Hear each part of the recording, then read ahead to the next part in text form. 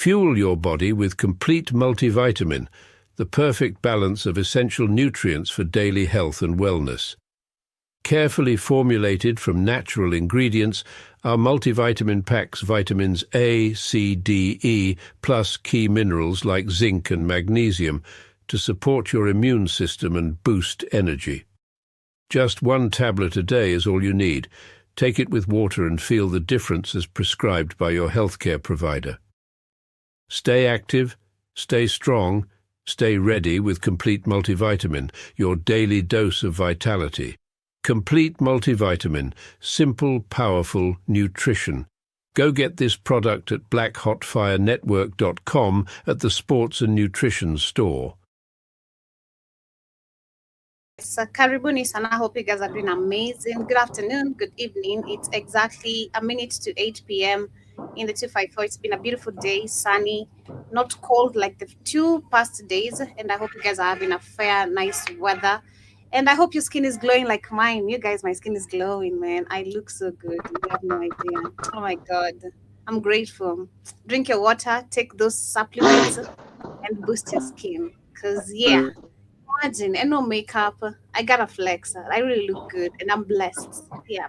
But yes, we got Keith in the building as well. How you doing, Keith? How is the day? Think we lost you. You're breaking. I'm in a bad area, Joe. I gotta get some.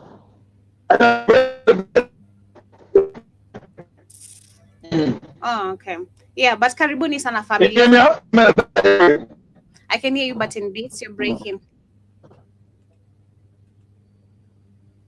I can hear you, but in beats, you are breaking. But yes, karibuni sana family. Of course, being on a Wednesday, you know, we do share amazing historical moments, events that have took place, happened, affected, motivated people's lives, and especially the Black American community, to be specific.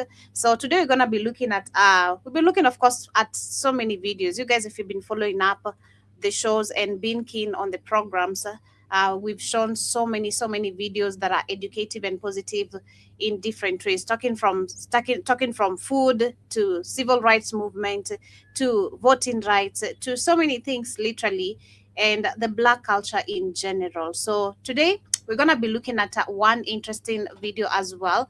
We're going to be looking at the money skills, some of the money skills that African American families passed down generations. So we're going to be looking at, of course, generally, this is, I'd say, concerning the Black wealth, and see how Black people were thriving back then when left alone. You know, how Black people also would thrive if left alone. This week we talked about so many interesting conversations, especially the Monday conversation. It was so good.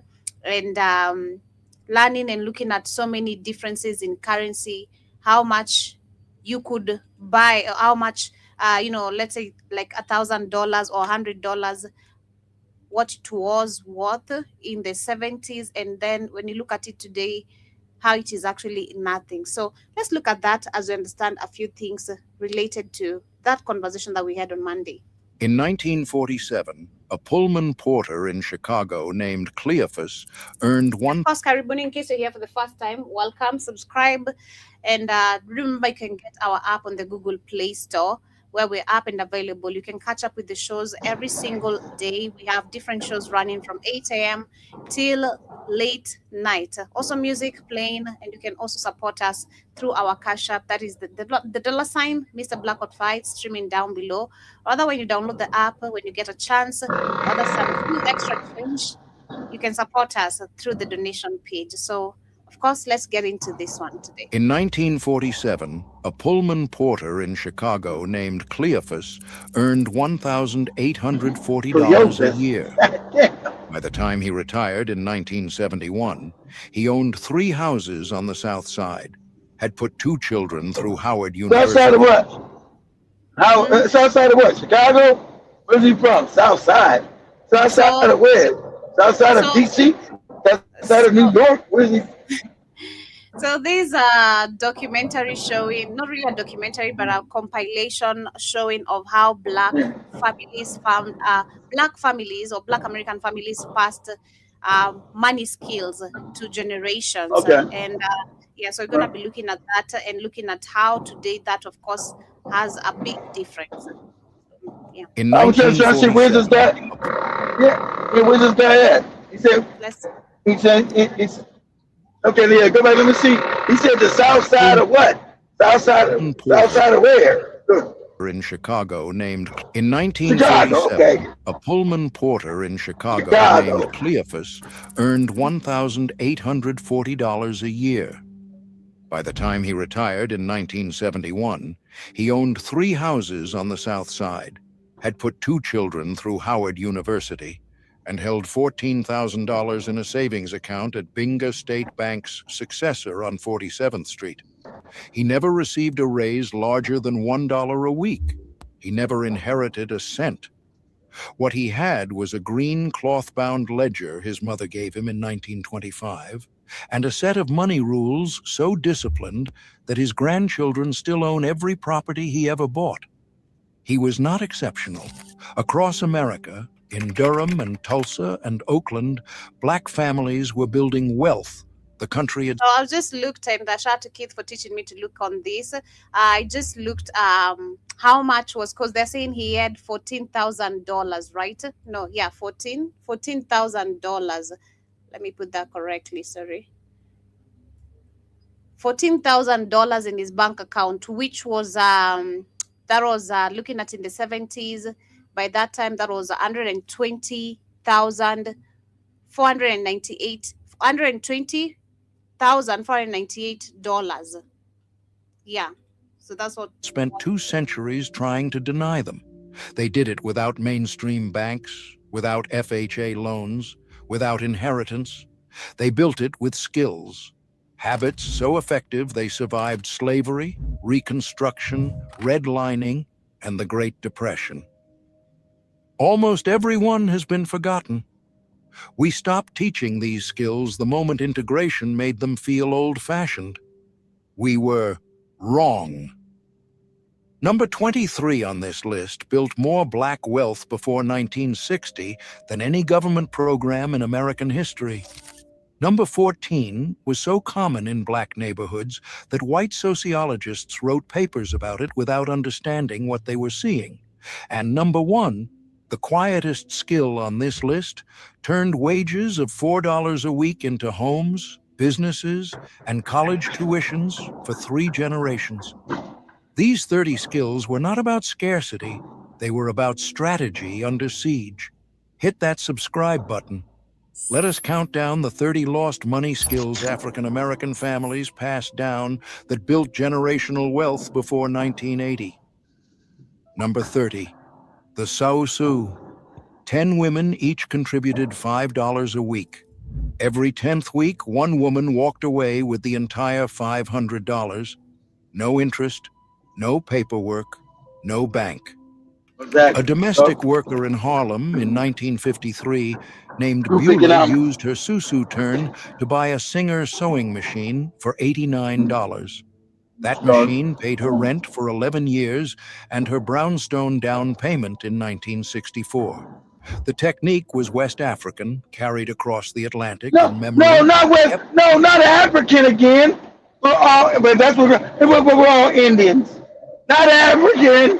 Not shit taken from Africa again that keeps fucking you Indians up. Not African again. So this tradition was taken away from Africa again, but today nobody is African.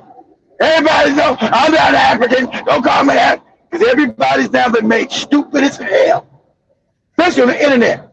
But the internet's not a real place. But that's why it's getting the microphone. Everybody's spewing all this idiotic nonsense about not being African, because this is a CIA psyop. Good. Alive in black communities for 3 centuries. By 1955, sociologists at Fisk estimated 1 in 4 black women in northern cities belonged to one. The Susu was a bank that could not redline you. See, I know nothing about that.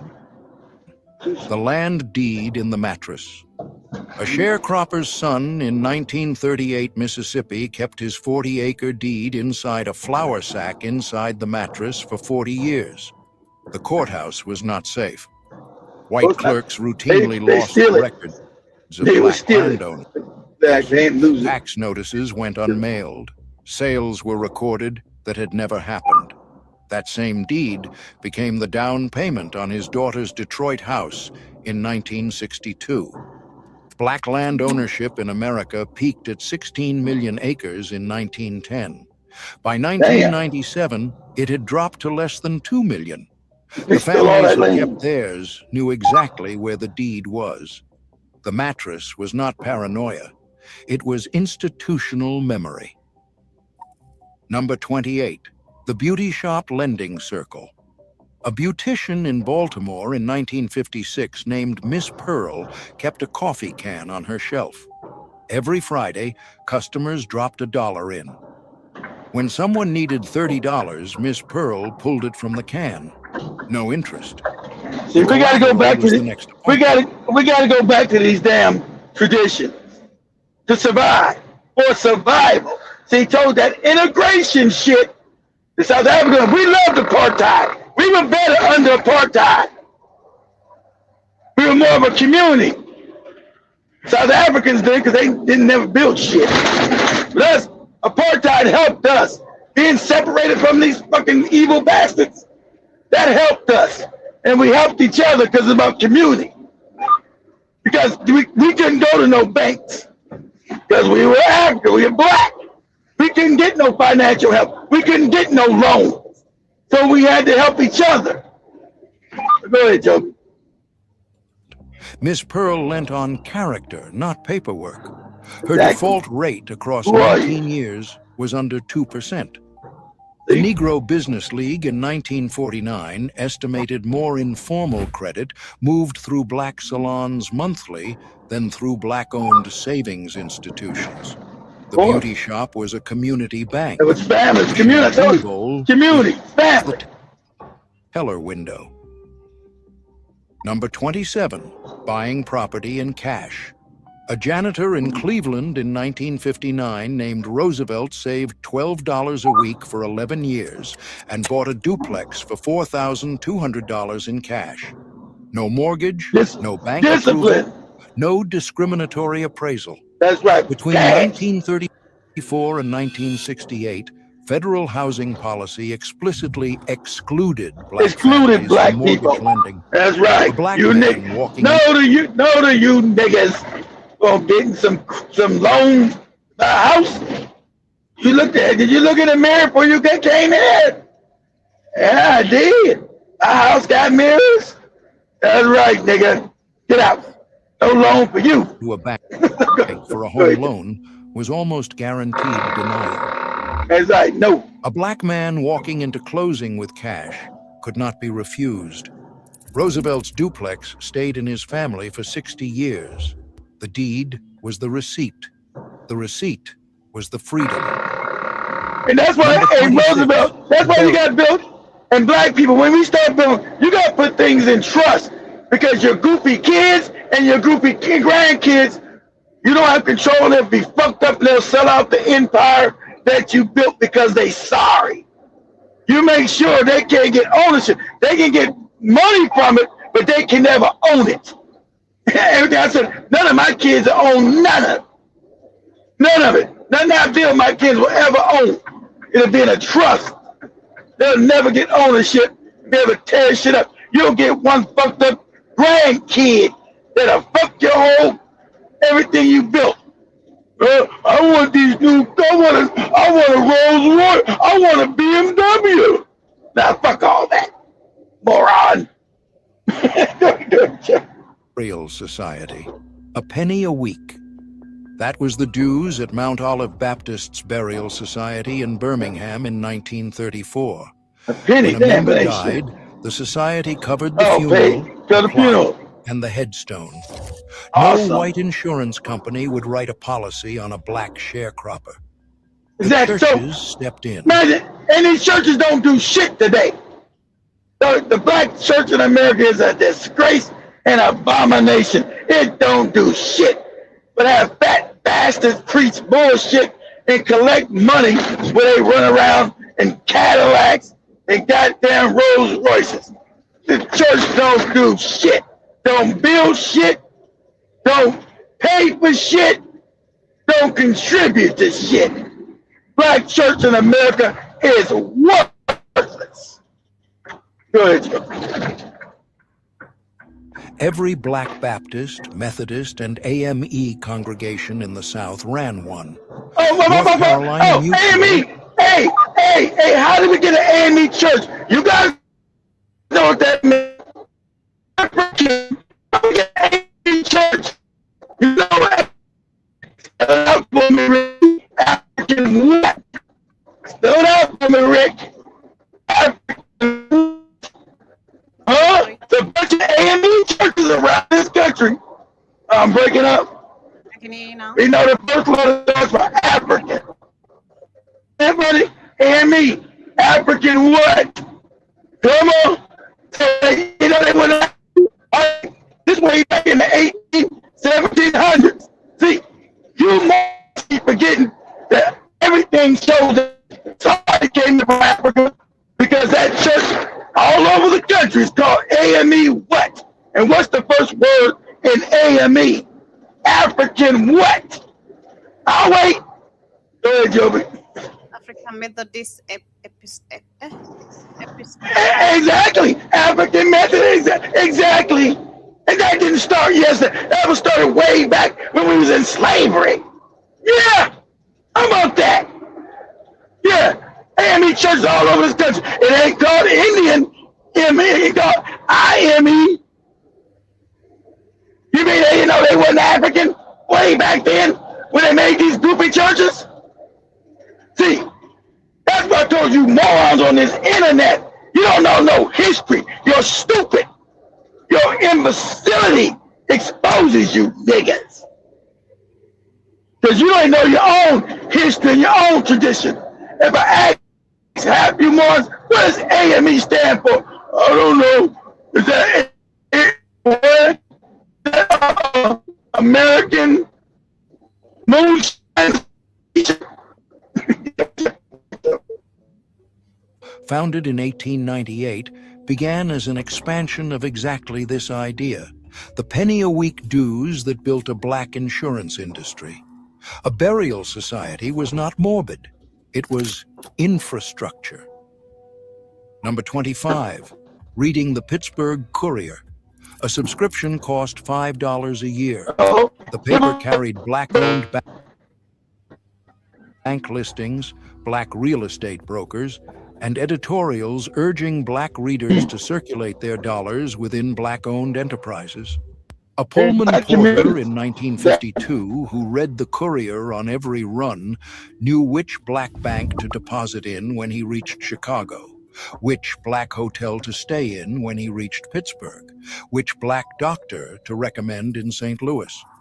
The black press in 1950 reached 4 million readers weekly, treating black economic life as a serious subject when no one else would. The newspaper was the financial advisor.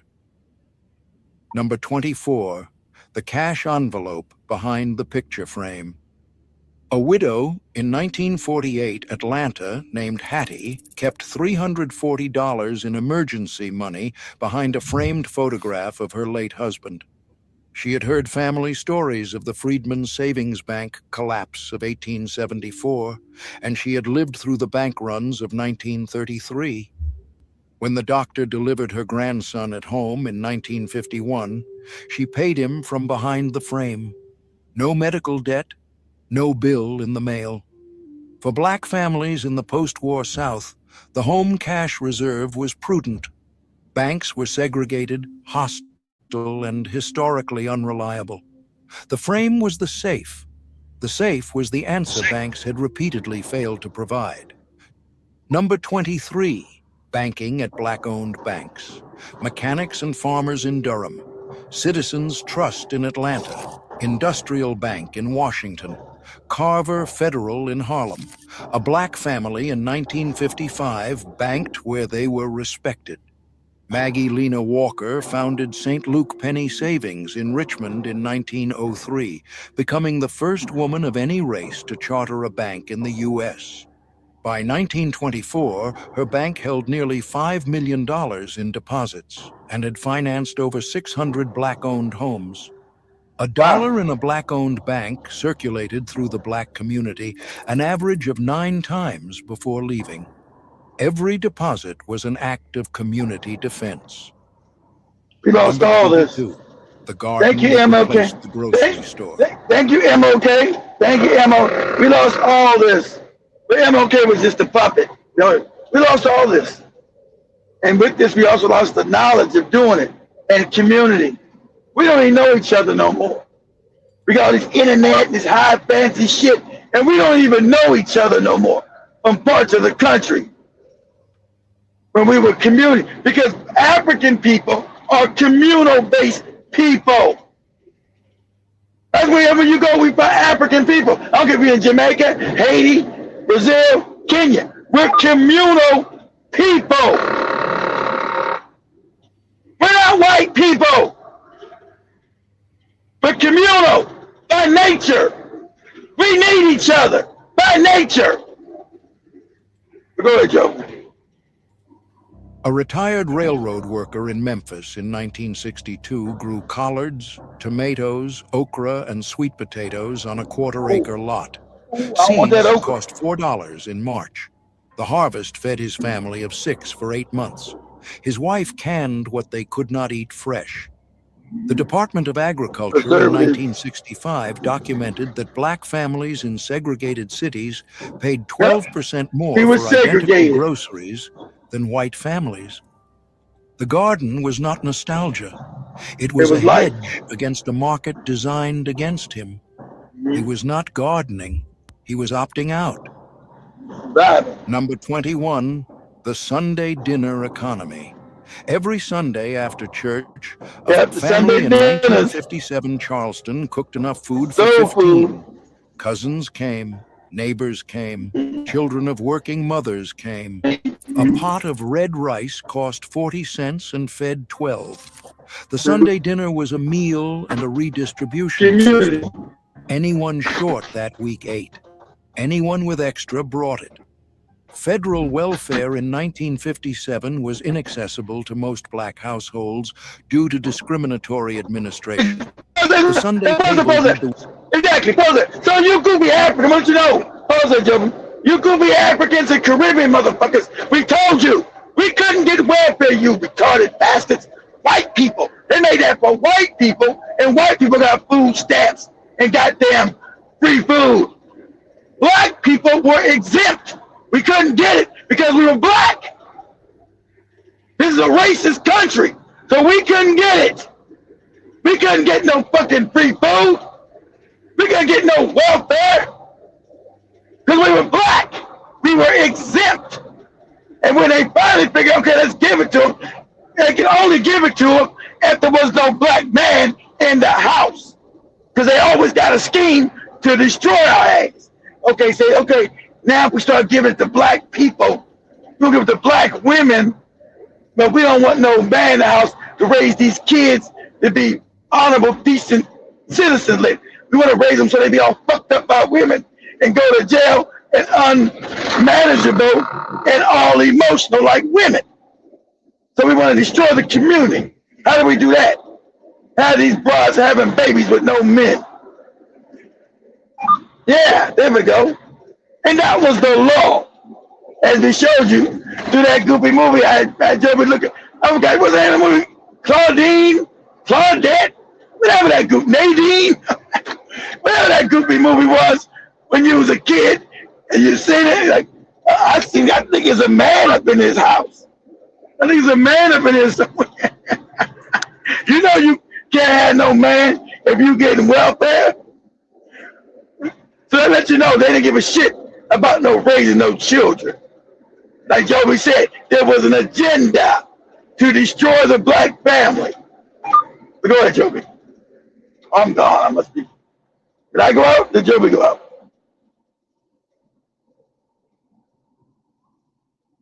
Can you guys hear me? I'm in a bad area. I'm in northern Louisiana. Can you guys hear me? Or the Joe? Did I go out? Did Joe go out?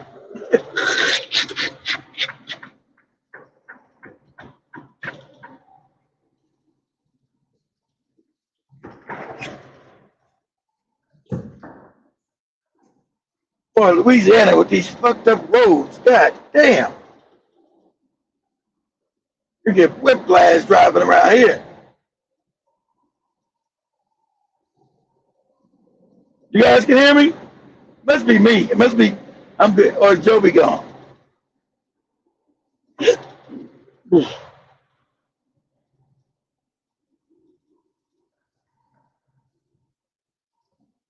That's the power went out over there.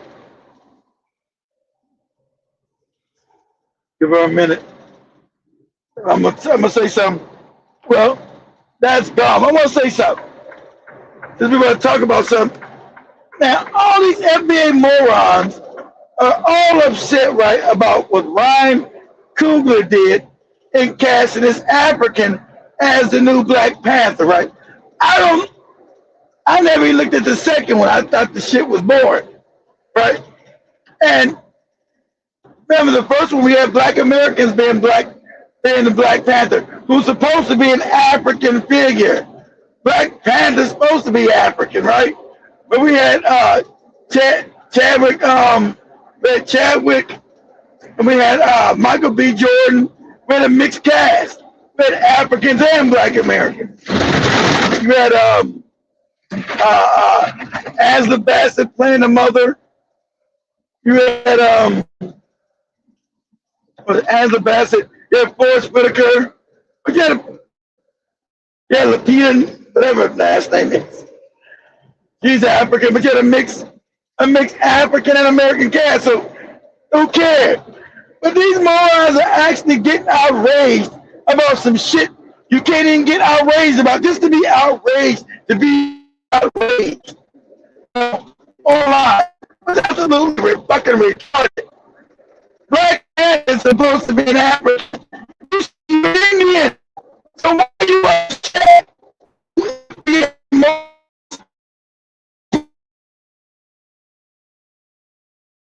You say you're not even African. Why would you care what they do with Black Panther? There must be some African shit over in Wakanda. You say you got no part of Wakanda. You're an Indian. You're indigenous here. So why would you care? And that's what I told you. These FBA morons are the most brain-dead bastards in America. This small, and like I said, it's a small fringe coat of idiots.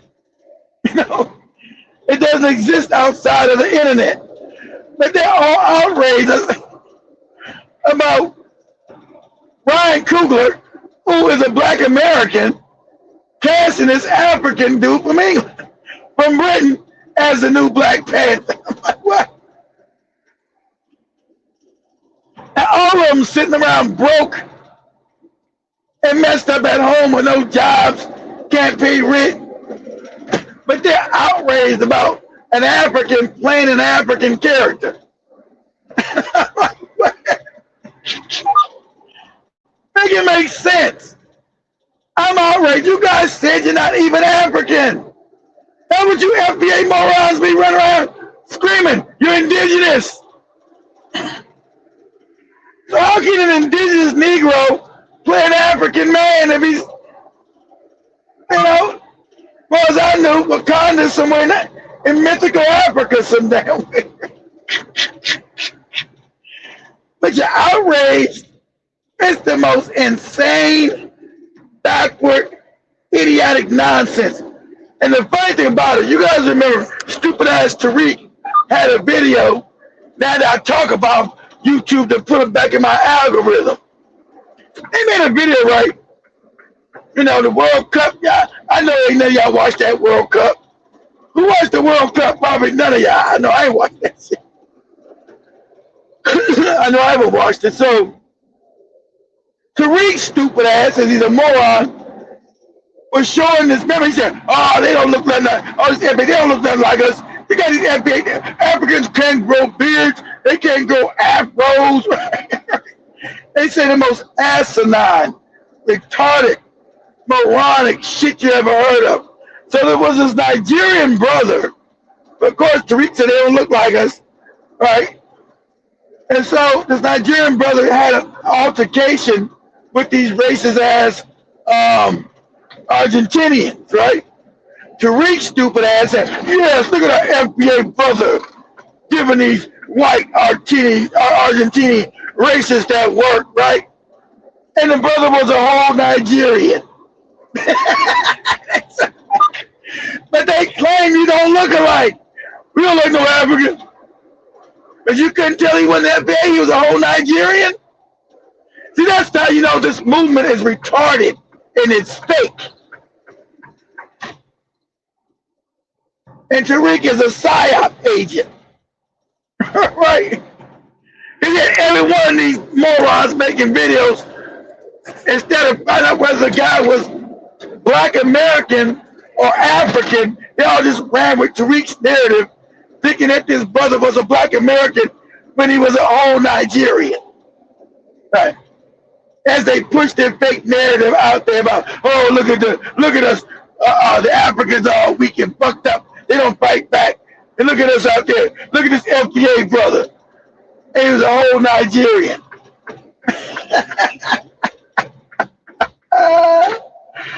I said, this is the most insane shit ever. And none of them retracted it because I guess they all embarrassed.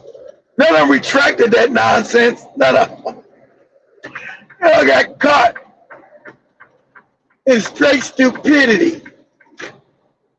I think the lights might have went off over there. Joe usually pops back in by nothing. The lights might have went off. Okay, give me a second. We have the cameras off over there. I can't do this one. You guys give me a second. Right back.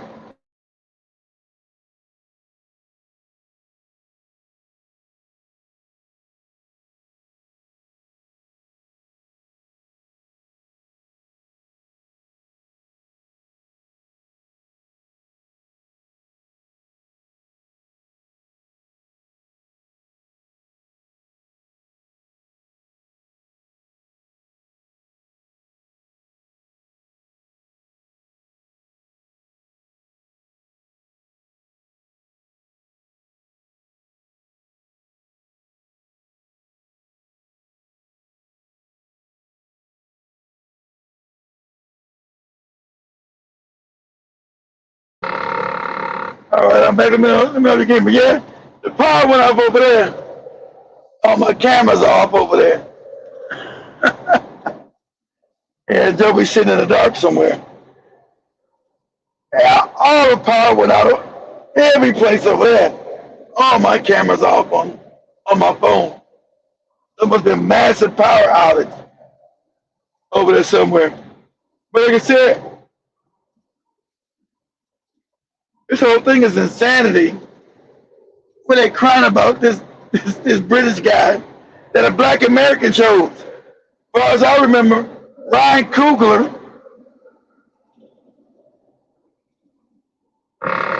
the director of Sinners and the director of the original first Black Panther, is a Black American. Right? Now, I can understand what Drewski was saying, that we don't want all these British guys playing Black Americans. I do agree with that they don't have our same swag, our same soul in interacting our historical figures. But a cartoon character that's supposed to be African, I don't give a shit about.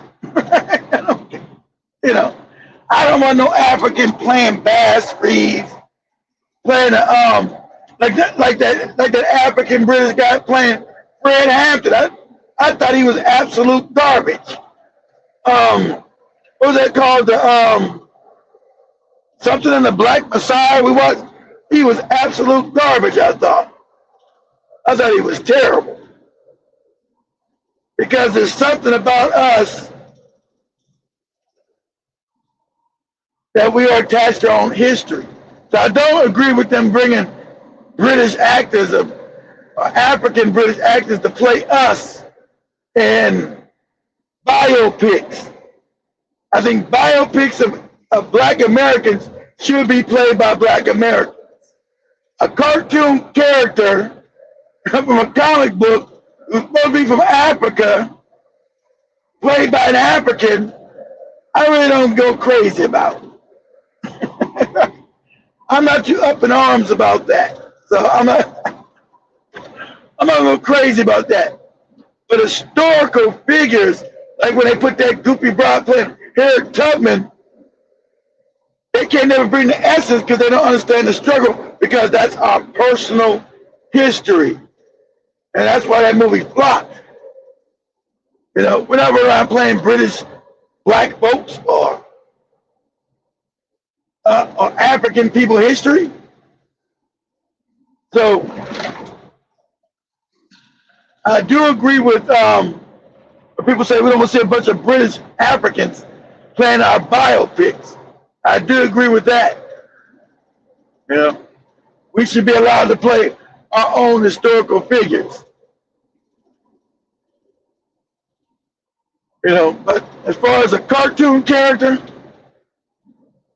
I could give a shit. Try to read you guys' comments if I can.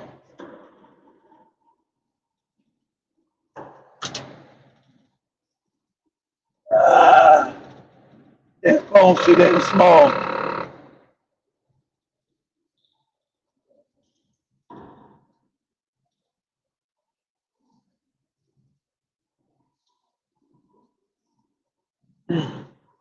Let's see what else is going on. Okay. The Iran war is kicking back into gear, it seems. You had usual suspects at evil ass Lindsey Graham's funeral, like they were kissing the ring of Netanyahu. That moronic ass Marco Rubio and Hexep, you know, this is the League of Morons. Not the League of Justice. This is the League of Morons.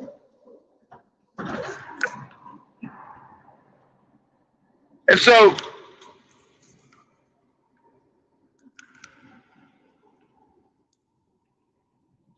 they're saying that Netanyahu talked Trump into staying his way, talk him into doing nothing. Trump is a puppet, shown by the Israel lobby and the banks, which are also the same cats with these hats. So, but it's not going to end well. It's going to hurt us all if they continue this war, because we're running low on oil.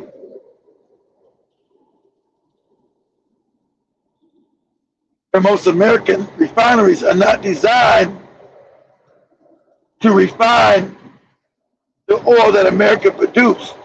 We produce that heavy crude. And most of our refineries were built, which I don't know why, to have sweet, light crude. But, you know,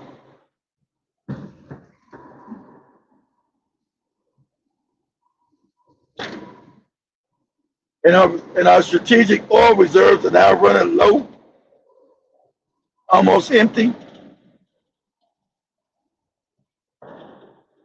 I'm gonna try to stop in the next 30 minutes. I can read you guys' comments. I guess it's too damn small on my phone. And so, you know, so Israel wants to destroy Iran so they can still work on their land stealing, their land grab stealing, and create something called the Greater Israel. But they keep saying, oh, we're not killing people, we're not doing nothing, we're fighting terrorists. And we know the terrorists are funded by the Western states, America and Europe. And shout out to the brothers over there in the Sahel region of Africa, calling that out. Hey, Niger, doing his interview, Gianni said the truth. He said the quiet part out loud. Another really good interview where he said, "This is not about any terrorists. It's about white people wanting to control black people and wiping our ass out to be able to steal our shit." You know, actually honest. It ain't about no terrorists. He said they're the ones funding terrorists. The Europeans and Americans fund these terrorists. I talk about they're fighting terrorism. They're the ones funding them so they can keep us impoverished and keep supporting their civilizations at bargain basement prices. So he's talking about they want to steal their shit, keep them impoverished, and keep the system the same. Now, you've never heard any of these African puppets talk like this. The first time last week you heard Eva Touré do his speech, Eva Touré here, Giuliani actually telling the truth about the Europeans being the damn terrorists and funding these terrorists. Because it ain't about no terrorism. It's about them being able to steal land and steal resources. That's what this is about. Take Al Qaeda, the ISIS, Al Nusra, Boko Haram, Al Shabaab. Too many goofy Islamic terrorists to name. They're a subsidiary of a subsidiary. Every time I turn around, it's a new subsidiary jumping off. Oh, this. But they're funded by the same people. Now, you know, they're supposed to be terrorists and they're supposed to be Islamic. Why don't they ever turn around and go fight Israel? You ever notice? None of them go fight Israel. None of them. ISIS, right there, never invaded Israel. Al Qaeda never invaded Israel. Al Shabaab never invaded Israel. And all the other goofy name of these fake terrorist organizations. They never find Israel on the map. Isn't that amazing? They fight other Arab countries, supposedly. And then the land gets stolen. Right?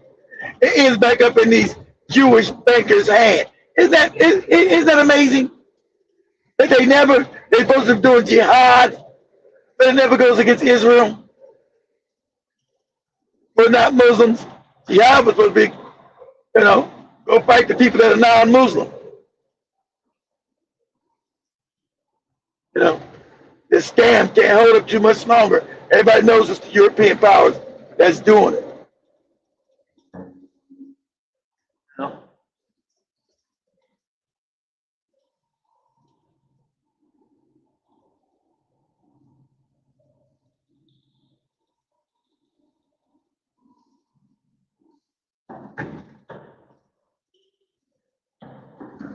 Comments.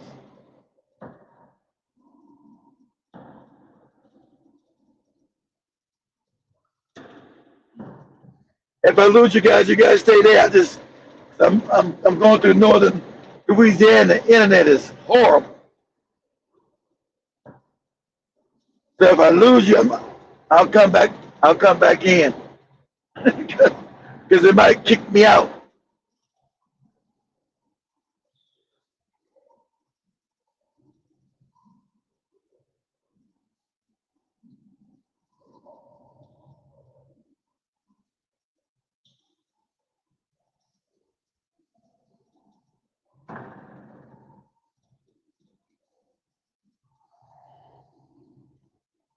So, guys, make sure you get prepared. Make sure you got enough food stored up and everything else. Because we might get to go to a fuel crisis with this moron and this moron in chief in office.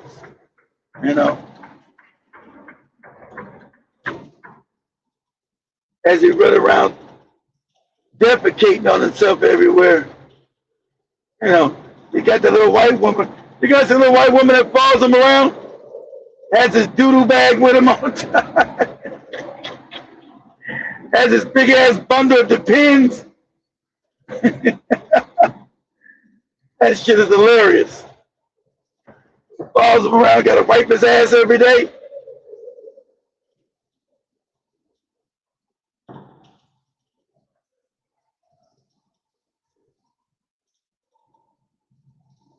my honest opinion, I don't think Trump is going to last the next 2 years. I think he's going to be taking a dirt nap. Probably within the next 2 years, I think Trump is going to take the dirt. He's going to be taking the dirt nap. To be honest with you.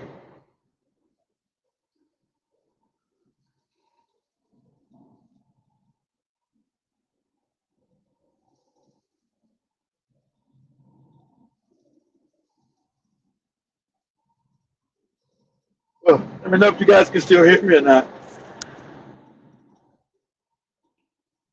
I'm looking at the bars on my phone. It's like my damn phone's about to my internet's about to go out. Let me know if you guys can still hear me or not.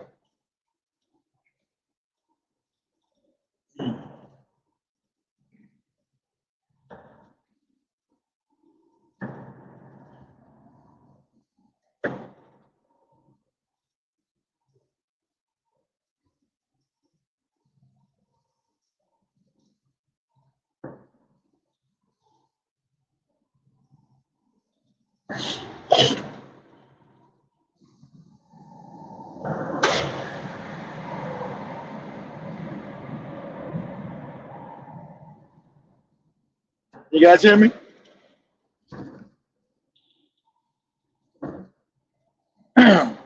What's you guys' opinion on this damn fake controversy? This Black Panther shit. You guys probably ain't watched the Black Panther either, like me, and don't give a shit. So it's some fake outrage on the internet. We don't own and control shit. We worry about who's gonna play Black Panther, and these FBA morons say they're not even African. Who gives a shit? Who cares?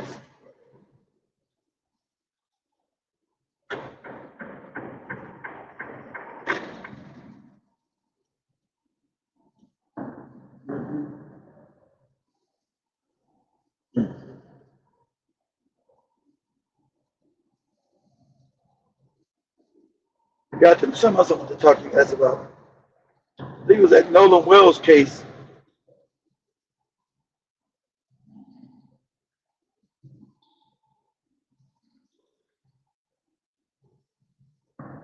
As if anything's going to transpire with that case. As far as that young man getting any justice or not.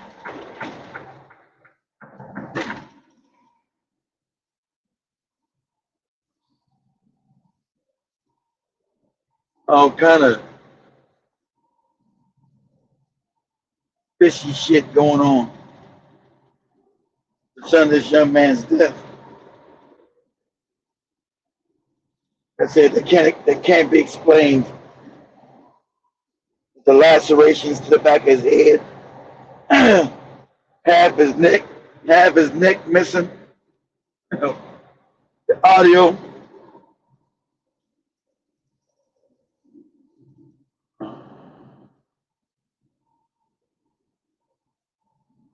There's a lot of oddities to this case that don't smell right. And like you guys saying, why him? I don't know.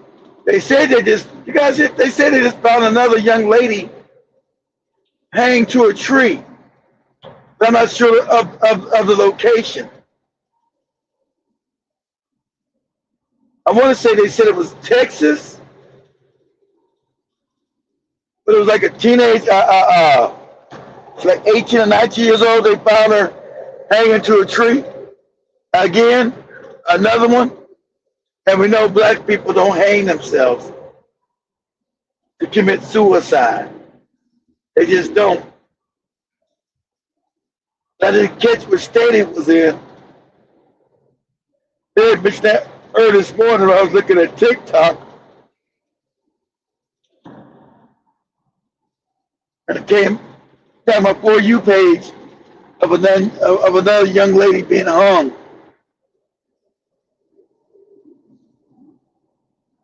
But I don't think the brother said what state she was in. So I don't know where they. So I have no idea where they found her at. But keep your head on the swivel. See, like these bastards are now practicing open warfare on us now. Because all these hangings are not a coincidence.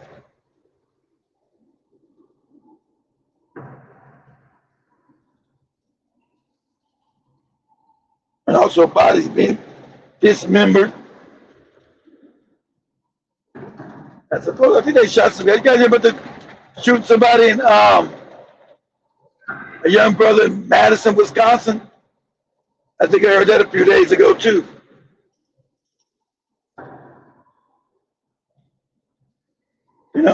I think they're trying to overwhelm us because there's just too many foul killings to keep up with.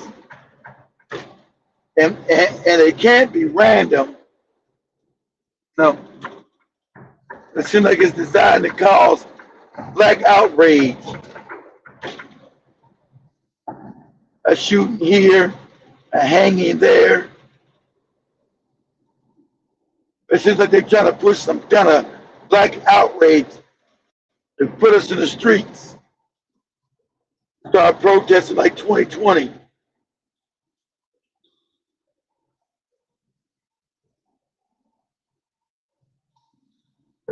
Babies getting shot in the head, girls getting hung. It's like it's a constant conveyor belt of unprovoked misery being put upon us and wait for us to give a response. That's what it feels like to me. That's what it feels like. It's like I can't go a week without somebody getting shot in the head, somebody getting hung, or some foul shit being done to somebody black.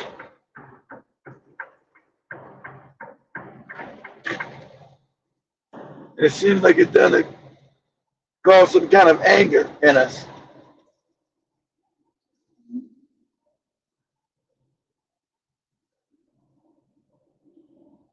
To get us riled up, to get us hyped up, to get out in these streets and tear some shit up. Because all these damn hangings, shootings, they just don't feel natural. Not to me, they don't. I feel like a natural situation.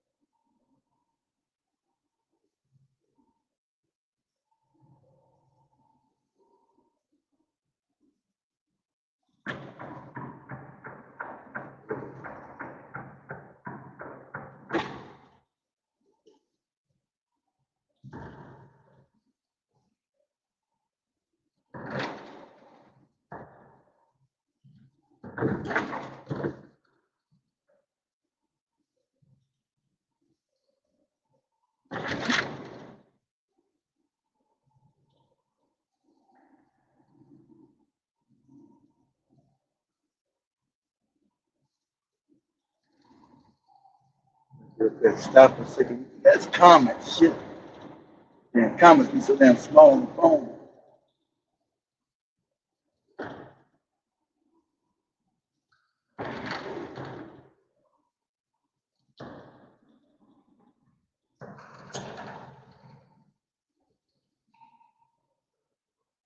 But anyway, back to this Iran thing. That joke here, shit to play off of. I know a bunch of videos, she can't play them now, so I'm feeling space.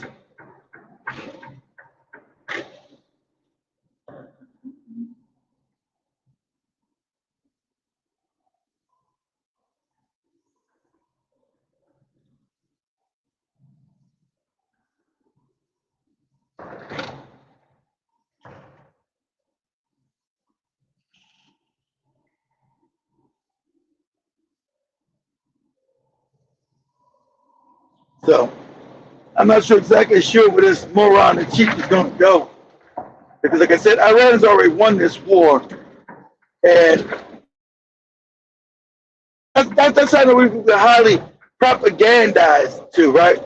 I was talking to some guys yesterday, right after the show, and they were talking the same talking point you see on Fox and CNN.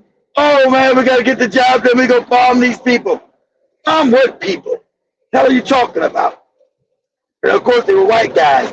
We ever bomb these people, put it into it. It's been years since since we didn't do what we're supposed to do. Years. I said, listen here, morons, you do understand that we overthrew their country back in the early 50s, right? You do understand that. And with them having a revolution back in 79, that was them taking the power of their own country back and controlling their own resources. That doesn't make them a terrorist country. They're fighting a revolution against the cats with the hats who want to steal their resources and put their resources on the fake banking scam, who they've been trying to topple for the last 47 years. They're like, what? Is that true? What the fuck you mean, is it true? Yeah, it's true. I said, this is another war of aggression. Who was Iran invaded? Who was Iran trying to overthrow? Nobody. So you've been highly propagandized. They keep telling you Iran's the enemy. Iran sponsored terrorists. Iran ain't got no money to sponsor no terrorists. That's the West. That's the collective West. America, CIA, England, MI6, Israel, Mossad. That's them causing all this confusion over there. So they can break up a country and steal its resources. Same thing they did with just Libya. We think about Libya. Libya's supposed to be a terrorist group. Oh, Libya, Gaddafi and all the terrorists. Terrorism. Heard that shit for the last 30 years with Gaddafi. As soon as they bombed and destroyed the country, hauled it out, you don't even say a damn thing about Libya no more. It's a failed state. Shit don't work. All the oil, what benefits what? The empire. Goes back to them same Rothschild banks. Same thing like Iraq. Oh, Iraq sponsors terrorism. Iraq is bad. Oh, we must go get Saddam. Blah, blah, blah, blah, blah. What's Iraq now? Iraq's a failed state. It doesn't work. And all their oil resources go back to what? The same fucking people. It's the same scam. Over and over and over again. They don't even switch up the scam. They got Americans so indoctrinated with propagandist ass bullshit, they don't even change the scam up. Everybody's a terrorist. Gotta go kill them and get the terrorists. They never get the terrorists though. They never get these terrorists. They just get the people's oil and other resources. They never get the terrorists because as they went to go to Iraq to get the terrorists, you got terrorist groups still running around and tell you. Al-Nusra, Al-Shabaab, ISIS, Al-Qaeda. They'll never get the terrorists. They always get people's oil. Right? Venezuela is selling drugs. Have drugs stopped in America? Have the drugs stopped coming to America? Oh, only they want to steal Venezuela's oil.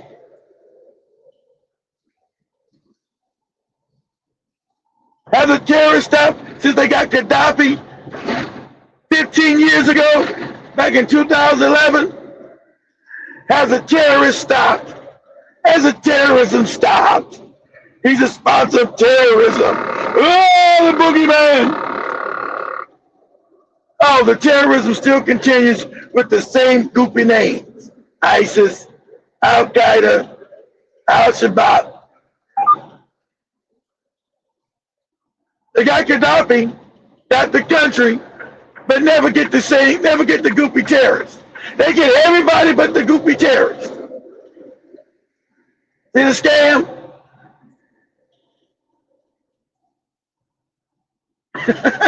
They get everybody but the terrorists. They keep telling you on their controlled fake ass media of propaganda, the terrorist, about the terrorist, terrorist this, terrorist that. All they keep doing is remixing the terrorists. The terrorists. Told you the same thing the lie that Obama told you about Syria. Oh, the terrorists. Remember ISIS was in Syria? They had chemical weapons, which told you was a lie. That was the Americans with the chemical weapons, not Assad. All right, they're terrorists. Syria is full of terrorists. We gotta get the terrorists. Oh, they finally overthrow Assad, get the little bit of oil Syria has. Terrorists ain't got it. They got the oil. Syria's a failed state. And now ISIS is now the president of, the guy at the head of ISIS is now the president of Syria. But they still ain't went after what? Israel. And then finally, all these terrorist groups never attack Israel. Never. They attack everybody else, but never attack Israel. And I'm going to do my best, goopy ass Dr. Umar. You don't find that suspicious? You don't find that suspicious? You don't find that suspicious?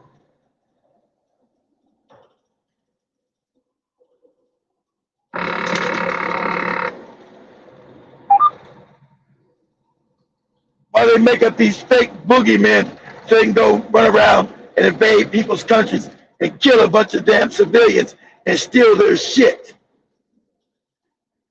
And so now, the problem is they're so mad that every time you see on TV, Iran is the #1 harbor of terrorists. Iran is behind all the terrorists.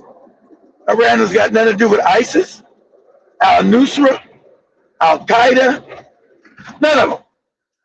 But the people that's fighting the terrorists, they're reclassifying as terrorists, like Hamas and Hezbollah. Those are now terrorist groups fighting against them stealing their land, right? People in Gaza have been completely wiped up, and don't get me wrong, I don't give a fuck what they do to these Arabs, these Palestinians and Lebanese racist ass bastards, because they racist against us. So I don't give a fuck what they do on their ass. I'm just pointing out the con game they use to steal people's lands, break them up, and steal their resources, and make them failed states for Israel, so Israel can have a hegemony over that part of the world and create the Greater Israel Project. That's all this is about. Create failed states so Israel can steal more land and create the Greater Israel bullshit. But they keep screaming this terrorist shit to me and you, when they are the creators of every terrorist group on the planet. And the drugs, don't know drugs move without the CIA, the Mossad, and MI6. They can spare me with the cartels. Oh, the Mexican cartels and back in the day, the Colombian cartels, all controlled, created, and run by the CIA.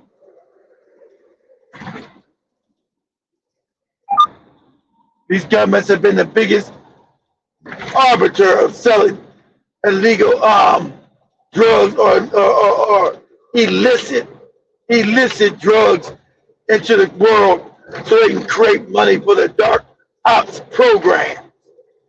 That's money they use. They don't have to clear on the books.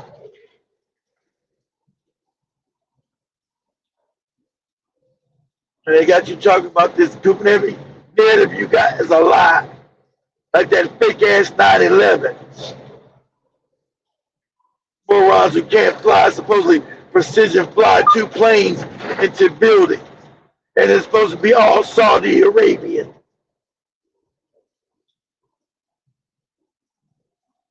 Another goddamn CIA psyop to push this fear now, to push all these draconian laws like Homeland Security to take away more of your freedoms, in the name of you being secure. But as a wise person said, if you sacrifice your freedom for the illusion of security, you'll lose both. You'll not have both.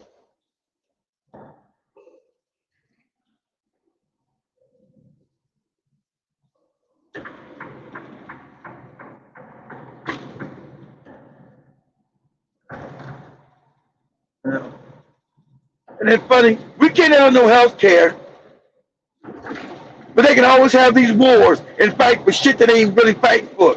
What has benefited us fighting this Iranian war? Billions of dollars. They could have been putting somebody's damn health care, but giving you health care is communism.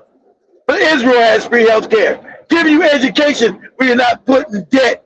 Your children not putting all this damn $180,000 for some skill you can't use because they now replace you with AI.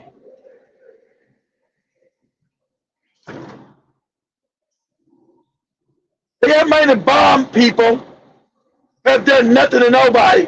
But, we can't give health care. It's communism. It's socialism. Because remember, the American military is a grift. It's a money laundering scheme. That's where all this money's got to be allocated to build shit that's worthless. Worthless as bombs, worthless as tanks, worthless as weapons that do nothing. And you see it can't even fight a goddamn war because they're getting their ass handed to them by a third world nation. Third world nation is kicking their ass. Because we've been making all kind of obsolete ass weapons that don't even work on the battlefield. So we're giving money, billions of dollars to people to make bullshit. So it's a money laundering racket in the guise of security or securing the American homeland. Nonsense. When Iran ever threatened America? Oh, never. It's always the same scam. Oh, we're going to Iran, we're going to free their people. Same shit they told you with Libya, we're going to free their people. As if any of their people wanted to be freed by your ass. It's the same scam. As they put everybody in poverty and then steal their resources. This is how we free you, by stealing your shit and destroying your infrastructure and make your country non-functional. See how you're free now? Your country's all fucked up. Shit don't work. Lights don't come on. Hospitals blown the hell up. Ain't you free now? All your critical resources come back to the same people that created this fake narrative. It's the most diabolical, evil shit. Diabolical wickedness. Diabolical.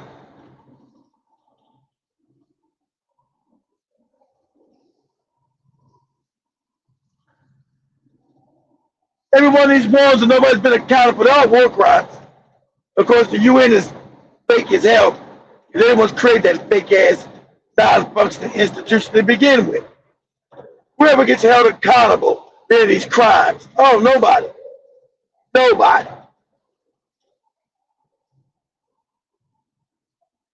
They would rather give Obama a Nobel Peace Prize. He bombing people right, left, and center. Killing innocent people in Syria, killing innocent people in Libya, just bombing and killing shit. They give him a Nobel Peace Prize for what? When did he ever have peace? You know, he's a piece, but he didn't give peace. He's a piece of shit.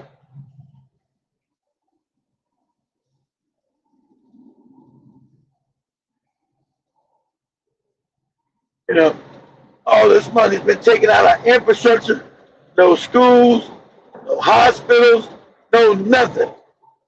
About when you look at America's infrastructure, it's starting to look like a third world. I'm in Louisiana. This fucking road is fucked up.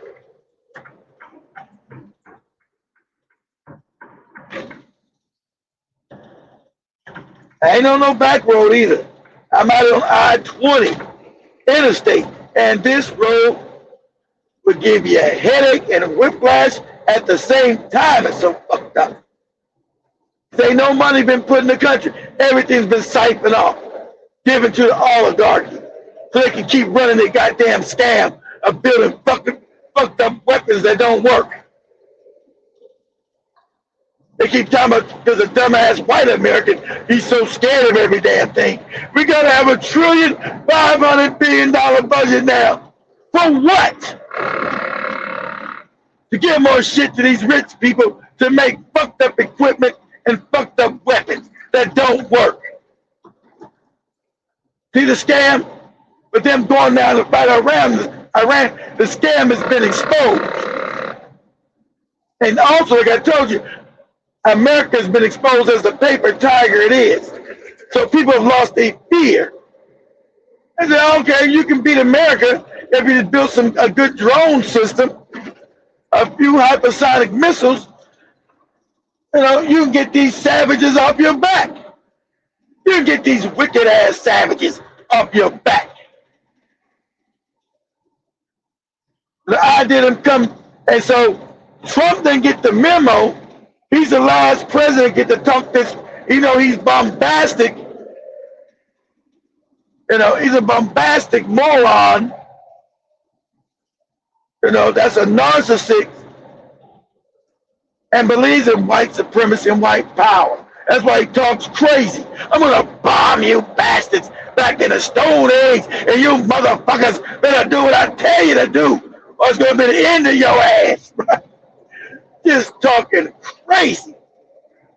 But Iran had enough fortitude to take its time to build the weapons, to develop an actual strategy to fight these wicked ass evil motherfuckers.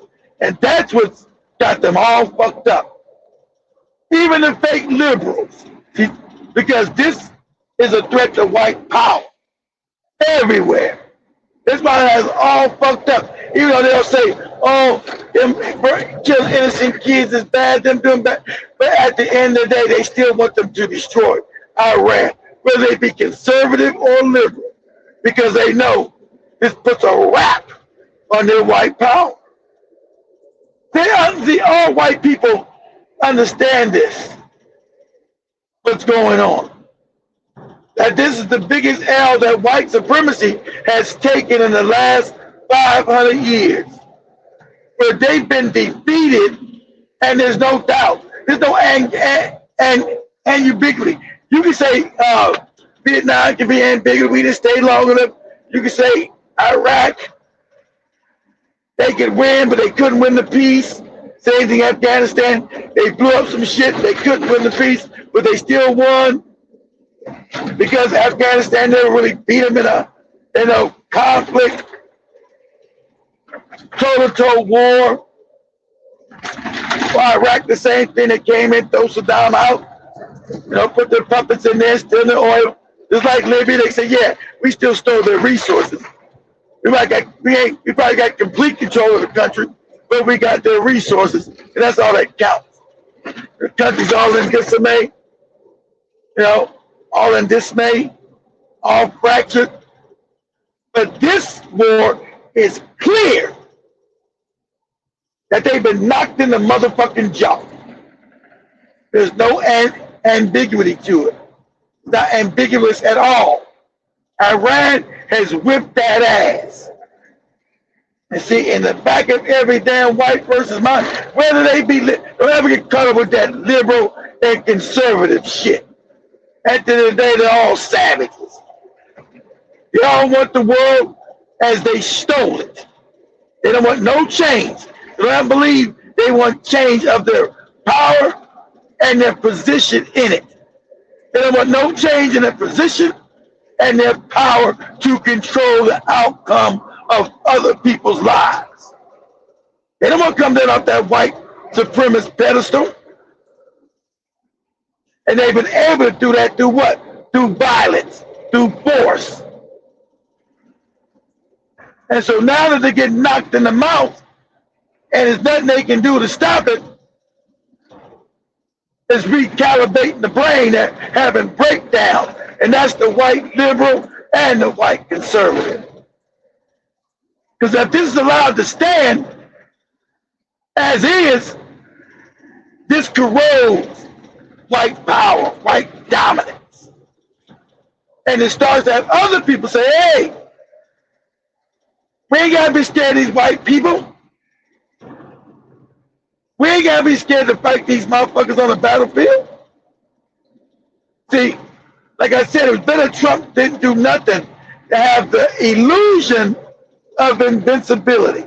It's better to have the illusion of invincibility because people still think that you're a power. Oh, man, I don't want to try America.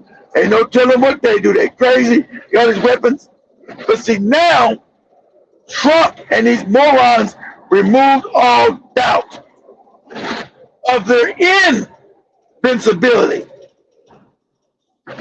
They removed all doubt of their invincibility. And this is now a danger to white power.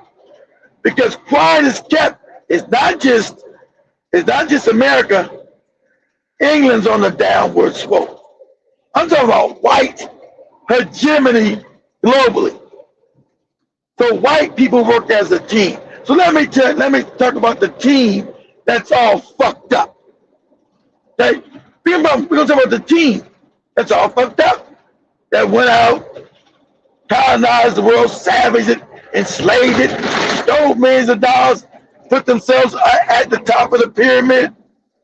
And that pyramid is starting to crumble. That's France, all fucked up. Germany, all fucked up. Spain, all fucked up. Portugal, all fucked up. Italy, all fucked up. Austria, all fucked up. Switzerland, all fucked up. Sweden, all fucked up. Norway, all fucked up. Finland, all fucked up. Australia, all fucked up. New Zealand, all fucked up. Now, I'm only putting the Western, well, not the East. The Eastern Europeans are already all fucked up. They've been poor. So I'm not putting the Eastern Europeans. They're racist, but they don't got no power. So I ain't got to mention Hungary, Estonia, Latvia, Bulgaria, Romania. So I should have to mention them fucked up white people to you. They ain't never had no power anyway. So, okay. So I should have to name all Eastern Europeans. They've already been fucked up. I'm naming the white people who left Europe with the power, right? And who's been on the top of this pyramid scheme. And so what they see, their fear that they're seeing in real time is that they can't project power on what they consider a lesser people, even though we don't consider Iranians right now brown. They do. We know those are the same white people as they are, but they see them as brown because ancient Persia was black. It was a black civilization. So they still see these people as brown. So to have a fake brown people that you cannot now subjugate and bring under your will is frightening the white people. They're fucked up. That's why I told you, I'm talking to white people yesterday. Oh, we need to bomb them and get rid of them. I said, hey, what did Iran do to you? What's there? Nothing. But still, it's funny. We need to kill them. Bomb them. Bomb them all back. Bomb them for what? They've done nothing to nobody. What do we bomb? What justifies us bombing them? But see, in the back of their mind, I know we already understood the fear. The fear is losing white privilege. And with only through white privilege comes from having white power. The power gives them the privilege. And if they start losing the power, the privilege goes. And that's where the fear comes from. That's where the fear comes from. Not to be able to have people bow to their will. Right? That's where the fear is coming from, not being able to have,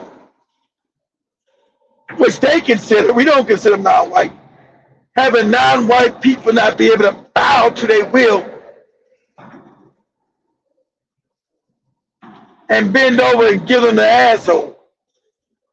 So, for white people globally, Iran is an existential threat of their global hegemony. That's why I want you guys to see this in bigger terms, what this really means. This is a threat to their privilege, because their privilege was based on their savagery to get other people through their power, through their force, to steal their shit and do whatever they told them to do. Remember, the white world leads Europe impoverished 500 years ago. And they've been robbing and killing ever since, at will. But really nobody actually stopped them. They've had some bumps in the road, you know, like in Vietnam, Korean War, you know, a couple of World Wars. They've had bumps in the road, but not nobody really stopping them and giving them a bloody nose. And so what Iran see, what we see is something to understand the white mind, guys. The white mind has had privilege of power on this planet for 500 years. No, give or take 500 years. But he's been the sole arbitrary of violence and power and subjugation. And no one's been able to stop this subjugation, right? Whether it was Germany, white people, whether it was England, or what you call Britain, white people, whether it was France, white people, whether it was Spain, white people, whether it was Portugal, white people, America, white people. So the chairs might have changed on the boat, on the ship, but it was still white people in the goddamn chair. You know, the chairs might have changed and changed the name from Britain to France to damn Germany, but the white man was still sitting in the fucking chair. So it didn't matter the name of the chair. Who was sitting in it was the white man. And so he got to dictate the policies of the world. Period. You know, don't ever get it twisted if he was sharing power with anybody. White people don't share power with nobody. That's why when Iran said, okay, we're going to take over the Straits and you're going to do this, in their mind, in their psychopathic mind, that was a bridge too far. They had to submit to Iran, like what they consider brown people. They had to submit white dominance to these motherfuckers was not acceptable. Even though they see all the signs that they already lost, if you don't do it, the world economy is going to collapse. If you don't submit to what these people are telling you to do, the world economy is going to implode. And I told you, they rather blow up the goddamn world if they can't control it. And that's where we're at. And it's funny, since they're losing control of Iran, if they don't just capitulate to Iran's minuscule demands, hey, give us our money back that you stole. We're going to control the Straits. Anybody that can go through, you just going to have to pay us a toll. And everything will be cool. But white psyche, the white mind, the white power structure can't fathom this betrayal of their power being questioned and not being able to dominate the situation. Their mind can't compute no shit like this, and it's unacceptable. That's why when they signed Trump won't run back to I'm gonna bomb these bastards into the gate of hell, and all that crazy talk. All white people, left and right. Told you, don't get caught with that Democrat Republican shit when it comes to white people. You throw that shit out the window.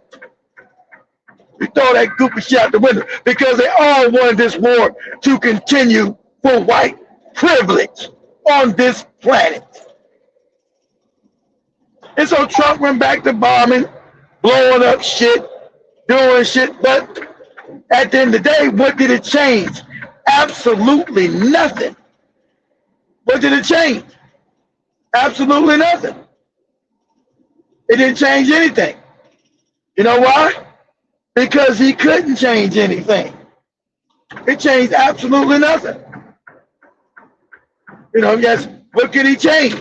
Absolutely nothing, because the bombs that they were dropping, it wasn't doing any real damage. It wasn't opening up the straits and giving straits up our moves back to them, which they wanted. Right? That's what they really wanted. Control of the oil market, control of this flow of oil running in and out of the straits. And now, they don't have the power to do so because Iran had armed itself adequately to fight a 21st century war and not a war back 70, 80 years ago with antiquated weapons. These weapons are outdated, antiquated, coming with your naval vessels. Your naval vessels mean nothing. That's why they can't do tomorrow. I'm going to block. They can't do a real blockade. Because they can just blow. Iran's already demonstrated they can blow up America's aircraft carriers, America's destroyers, and American battleships. So they can't even stay off the coast and project American white power and make Iran bend to its will. They can't do it. Because Iran sends a drone out there, blows up the ship, and then sends a damn supersonic missile and blows all that shit up. That's why you can see in the second engagement, none of those aircraft carriers getting even close to Iran at all. You didn't see it at all. But the fake American government, the fake media, controlled by the cats with the hats, they don't want to mention that. They don't want to mention that. So America can't project power because that shit, those old war doctrine of projecting power has now been made irrelevant because of drones and hypersonic missiles. So you can't come up nobody's coastline and take out your dick and say who's got the biggest dick, because that don't work no more. That don't work. You can't just come out there with your aircraft carriers and all your stuff, say, yeah, we're outside your shore. You know, like American does. That don't work. It says, so what? So what, you off the shore? We'll blow all that shit up. And everybody on it will die. All seamen on it. We'll send that shit to the bottom of the goddamn Gulf. Or bottom of the Indian Ocean. Now what? Now what? That's why you ain't seen no naval. You notice the second time ever since June when the memorandum of understanding was signed and America broke it, you haven't seen no naval action from the Americans? You notice that? You haven't seen no naval action from America? You notice that? Ain't been no aircraft carriers, no destroyers, no battleships, not even close to the coast of Iran. You notice that? Because Iran done made all that ancient, antiquated technology, military technology, obsolete. It's obsolete. And if you guys don't know anything about military bureaucracy, it's going to take them years to adapt. And by that time, American economy is fucked up. See, we're coming to the end of white power. They know this. I want you to extrapolate what I'm teaching you guys here. Extrapolate this out.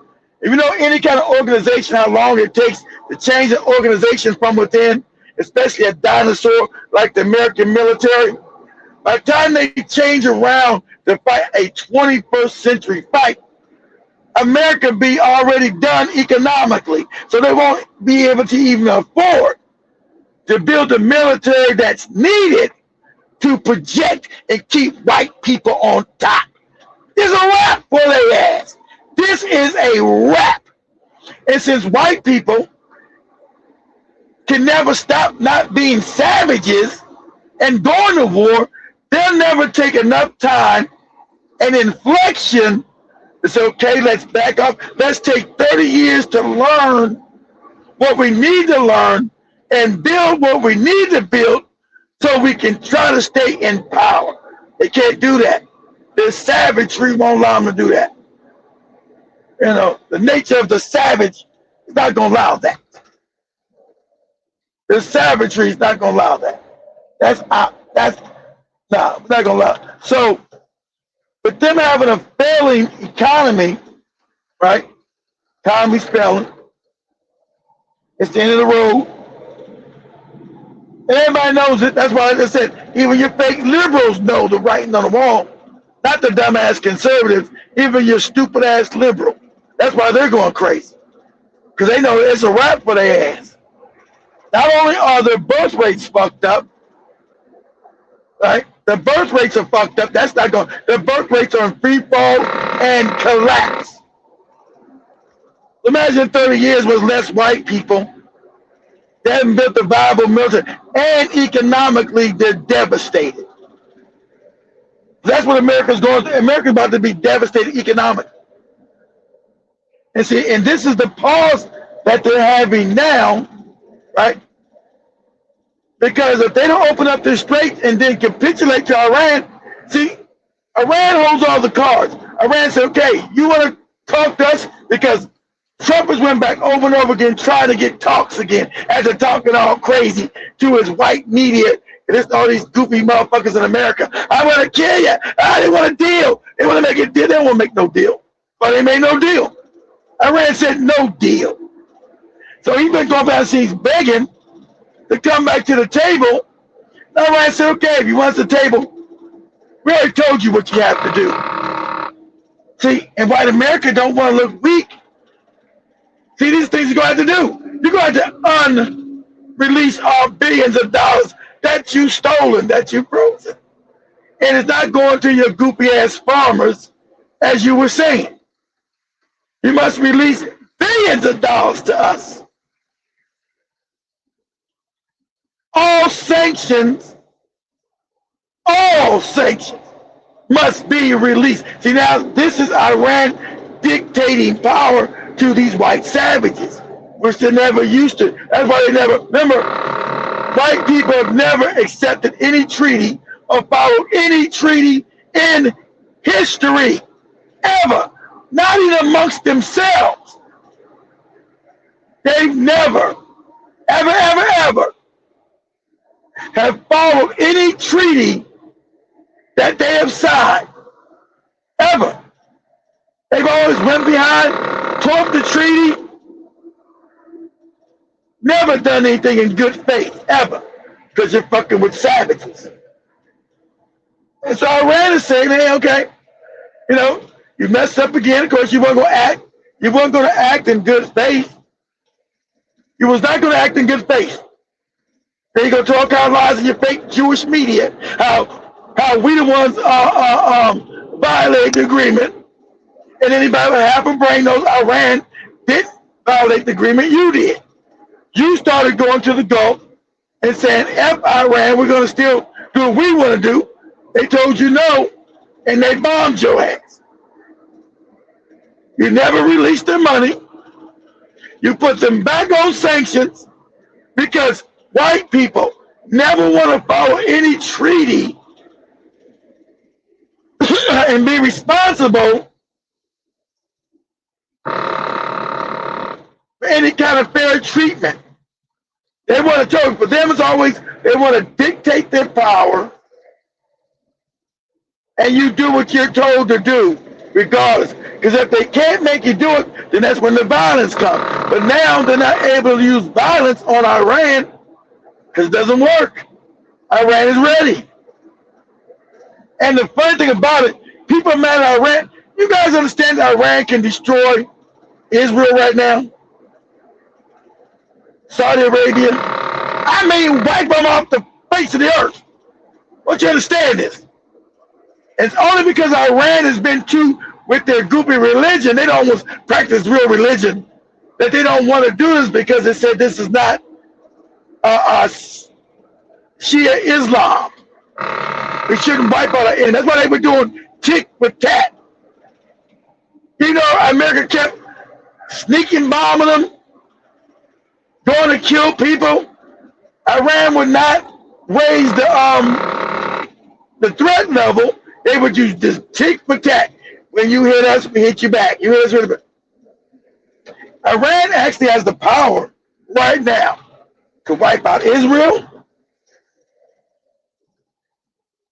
Saudi Arabia, Qatar, Bahrain, Kuwait, the Emirates, and Oman. They actually have and that's what white people are all fucked up in the head. Is what I'm telling you is a fact. They can wipe Israel off the map today. It ain't shit Israel can do about it. Because all that fake Iron Dome and the Davis Sling, none of that shit works. And they're out of defensive missiles anyway. They're out of defensive missiles and they're out of offensive missiles that barely work. See, the American military has been proven as a scam that these goopy, overrated missiles don't work. They're garbage. They don't work. They're absolute garbage. See, I told you better to keep the illusion that you're power and you're first world power, you're superpower. That's the illusion. Now you've been exposed as a paper tiger and a third-rate power. You've been exposed now. Everybody sees you. Peekaboo, we see you. And for all your bluster and all your outlandish ass talk, you can't really do shit. You're not really power. It's all garbage. It's all smoke and mirrors.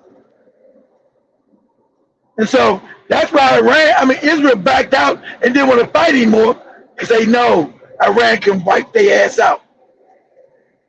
Now, people telling Iran, hey, stop doing tick for tack and just wipe these motherfuckers out. Now, if Iran wipes them out, the global economy is done. It's wiped out. Because you're getting no more oil coming out of Saudi Arabia. That's the petrodollar already. It's already dying, but that'll be the end of this fake dollar that we use. Right? But it put the whole world into a deep depression. We're talking about Mad Max on steroids. And that's what Iran is trying to stop. They just want to punch America in the nose and say, okay, enough is enough. But if you continue, we're going to wipe you shit up. We're going to wipe you out. And they still haven't come to terms that you got white people say, yeah, we're going to come back in the air and build bases. Iran already told you, you're not building shit else over it ever again. We're never going to allow it. And they're right. There's nothing America can do to stop Iran from fucking up any kind of base they try to rebuild to project any power in that region. Iran, I said, that's a wrap. You got to go. That's a wrap. We're not going to allow. See, white people are not used to other people tell them what they're not allowed to do. They said, we won't allow you to build another motherfucking base in this area. We're not going to allow it. It ain't shit you can do to stop us. And that's the fact. There ain't nothing America can do to stop Iran, to stop them from building any bases in that region. Nothing they can do.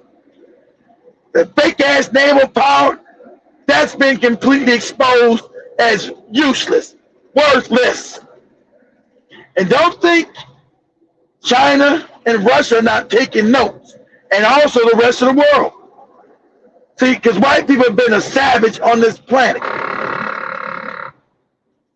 of stealing people's shit, claim like they don't know what's going on, stealing people's resources, and act like they don't know what's going on. Oh, we are the best. We don't steal nothing. We ain't stole nothing. That's coming to an end, and they all know it. Next 25 to 30 years are going to be really interesting. Their birth rate's fucked up, so as far as them invade anybody's country, oh, we're going to put boots on the ground in Iran. I'm telling you now, that'll never happen. And if they do, they'll get wiped out. Now, if they get some poor Negroes out there, somebody to fight, they don't got enough people. Now, I want you to stand military doctrine. Military. Okay. To go in any country, to control it and try to take it over, you're going to at least need, you want 5 to 10 measures. At least for every 10 people, you want 5 military, 5 to 1, right? You can't even do nothing, even if you got 1 for every 10,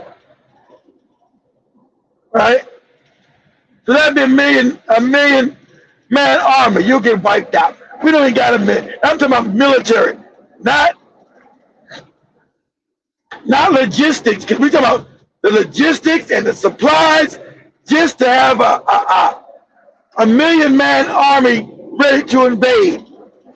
So I want you guys to think about logistics. They got to be fed. They got to have equipment, changes, shoes, socks, which we call logistics, right? To go into a 90 million population country and occupy it, right? If you're talking about occupation, you want to occupy this country, right?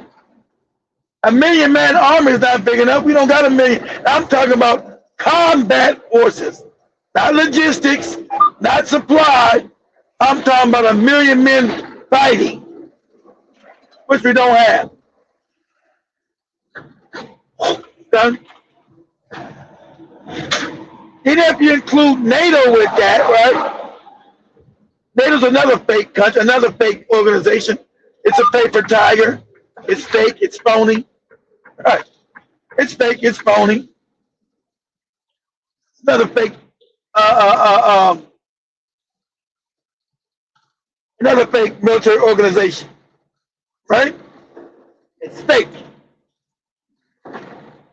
So let's say even the Europeans wanted to get involved, which they don't. But let's say the Europeans wanted to join the Americans in invading Iran. They'll be wiped out.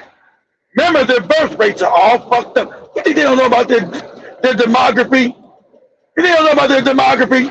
Their birth rates are all fucked up. So let them at least try to put together. Let's say let's not get crazy. Let's say they be able to put together a 3 million man army. Now, I'm letting you know they're going to get slaughtered. They're going to get slaughtered. Because the whole thing is where you're going to, because going across the Persian Gulf, I've already told you that ain't going to work. So you're going to have a landmass to go across, most likely it'll be Turkey, right? That's the only thing that would work. It makes sense coming from the north. And remember, Iran is mountainous. Iran is a mountainous country. And so you got 3 million strong coming in against 90 million people who are able-bodied and ready to fight your ass. At least 80 million. Old people might be about 10%. Let's say at least 70 million strong that's going to be ready to kill your ass, right? Okay? You understand that? So you're going to get wiped out. See, that's why they won't put boots on the ground. Remember, this is the degradation of white European power. It's a wrap for their ass. This is a wrap. So, okay, they go in. Now, they're going to get wiped out. Because if I was Iran, what you do, you lure them in. You let them get comfortable. I see some ground first. I let them get in there. Let them get, because you know, white people, they get big heads. They really think they're gonna do something. So I'll concede some land to them, right? So I concede some land, so they get confident. I let them get in the north of the country before I wipe their ass out with drones. Before I wipe their ass out with drones, I let them get comfortable. Because I'm going to cut off the supply line, so there won't be no logistics, and it won't be no retreat. Retreat is out the question. I'm wiping their ass out. So imagine this 3 million man army. You know, I let them come in, right? I let them come in, and then I proceed to wipe their ass out. I'm wiping their ass out. Now remember, this is all Europe has, and America. They're already declining empires. They're already declining, their economies don't work no more. So this is the last hurrah. Now once they get wiped out, this is a wrap. Because they won't be able to put a military on any battlefield globally, nowhere, for their stealing and their hegemony. So them fighting China, that's a wrap. Them going to Africa and steal more shit, that's a wrap. That's over. That's going to be in their fucked up mind, because now we're talking about from slow decline to fast decline. So you're going to see a lot of white people committing suicide. Because I told you, they'd rather blow up the world if they can't control it. So everything I'm telling you, they've already war gamed this thing out. They know they're going to Iran, they're getting wiped out. They know, they've already war gamed it. Don't think I'm the only one that knows this. They've already war gamed it using AI, JI, white manology, everything. They're going to get wiped out. Okay?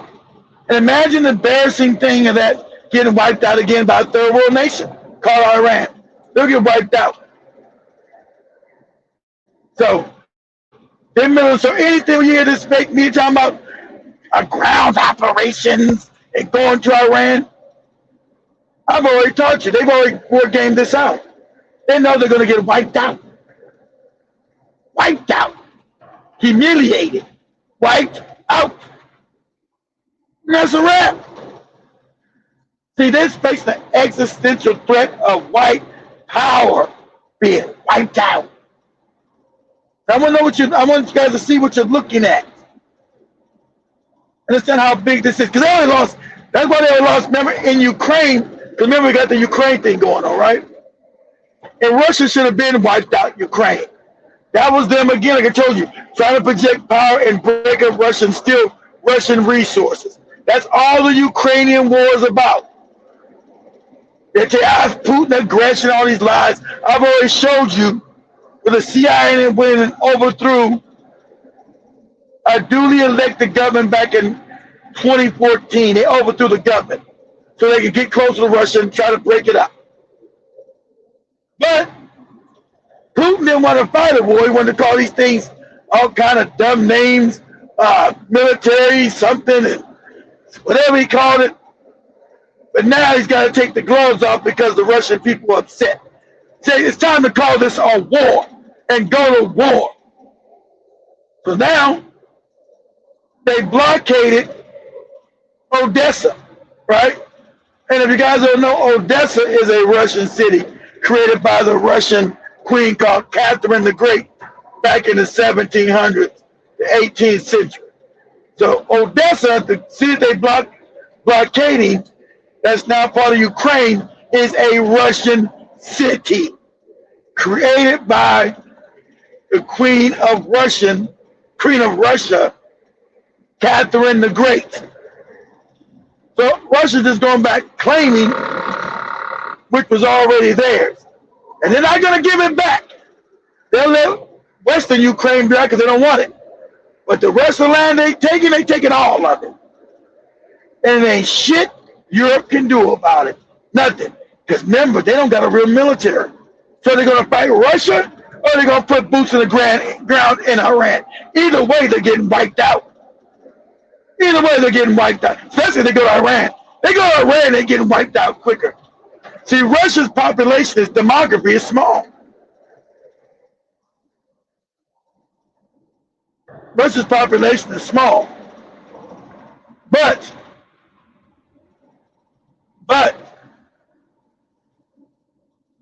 like I said, if they go into Russia, if they want to put NATO against Russia, they're going to get wiped out. Because the Europeans don't have no real military. Their military might, I told you, it's like America. It's less illusionary than America. It's an illusion, smoke and mirrors. So they're facing trouble. Their economies are going to shit. They still want to be able to steal in Africa. Use all these terrorist groups that they made up. All terrorist groups are created by the West. Okay? No conspiracy theory, whatever the fake news they got to tell you, these are terrorists. They are not. These are groups trying to keep white people in power. Their hegemony. Not to do with any goddamn fake, phony words they use. Terrorists. That is a lie. A bold-faced lie. Right? So, excuse me, guys. So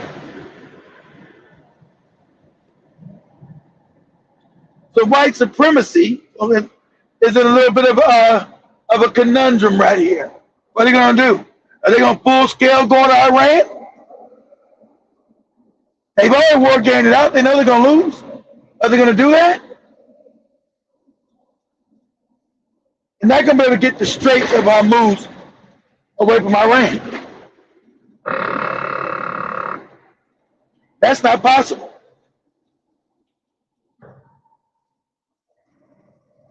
And like I said, if they go for broke,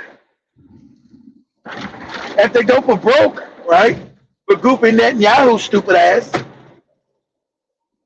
and decided to strike key infrastructure in Iran, Iran's going to wipe out the Middle East. These countries will cease to exist. Their desalination will all be blown up. No water. The oil that makes the money, remember, because these morons never built any other economy. They're all oil economies. All that shit will be blown up. Cease to exist. So now we're talking about these countries not even functioning as countries. And then they'll turn their damn sights on Israel and blow all that shit up. America won't be able to defend Israel. They goofy Navy won't be able to defend it. Small Israeli Navy, the big American Navy all get blown out the water. So Iran holds all the cards. That's what we're looking at. And if Iran blows all this up, we're looking at what? A global depression. So these psychopaths, like I told you, they'd rather blow up the world if they can't control it. They're going to blow it all up. If they can't control it, they'd rather blow it all up. They don't care. If they can't rule the world, what is the use to living in the world? That's the way they see it. If they can't control the whole world, what good is it living in the world? If we can't control and dominate it, what good is it? So, like I said, make sure you guys have enough water. Make sure you guys are stocking up on food. Because we just don't know where these morons are going to take us. Because they can't win this engagement. Remember, they want to call it a war. They can't win this engagement that they started with this savagery. They weren't talking about Iran this, Iran that. You know, They can't win with their savagery, right? So, and that's where we at. That's why you had Netanyahu run America, supposedly for Lindsey Graham's funeral. This rotten, no good, you know, doodle stick ass motherfucker here, you know, putting the stick in all kind of shit, you know. They say that's what got rid of his ass, you know. You hear Trump talking about Lindsey Graham? Oh, he loved war, he loved killing people. That's how these savages think. That's the real mind. That's how these savages think. Oh, he loved war. Oh, he loved killing people. He loved going to war. He loved his ass fighting in the war. Oh, Lindsey loved war. He loved killing people. You see, in your mind can't fathom this kind of savage. But that's who they are. The majority of them think like this. They're savage. And see, now, like everything has a season. Everything rotates. Nothing ever stays the same, and no one stays in power forever. And so white people had their run for the last 500 years. And they're scared to death. See, because remember, they got all their shit through violence. Not because they were smarter, faster, stronger, better. They got this shit through violence, through coercion, exploitation, all other kind of wicked shit. Not cooperation, fairness. Nah, never that. No, they want to gaslight you. Say, oh, we got our stuff through cooperation. Gas, everything they got was through violence.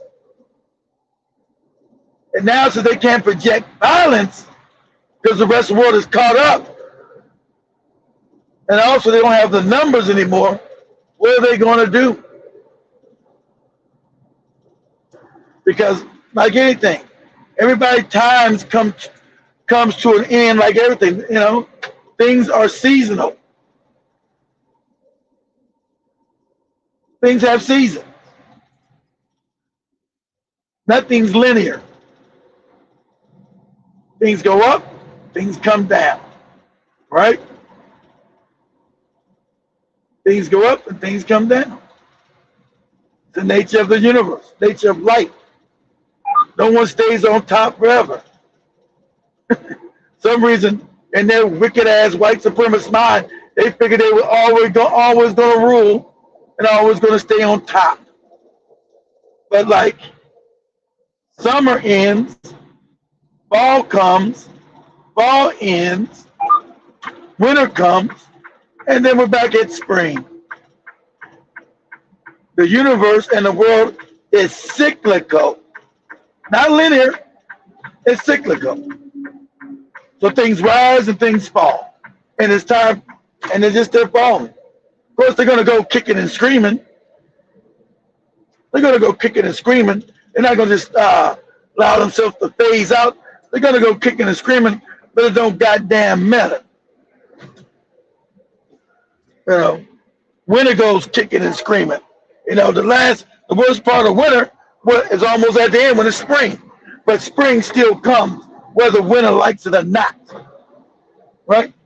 Whether winter likes it or not, spring still arrives, regardless. Doesn't make a difference. Whether winter likes it or not. Whether it finds itself kicking and screaming. At the end of the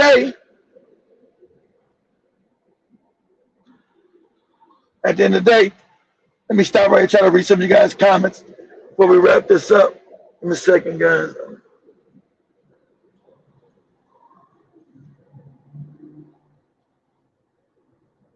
One second.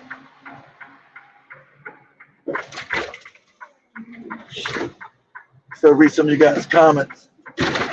And that's where we're at. We're going to continue the war. We're going to do this war. How? Why? You cannot win it. There's no way of winning it. None. None whatsoever. It's a wrap.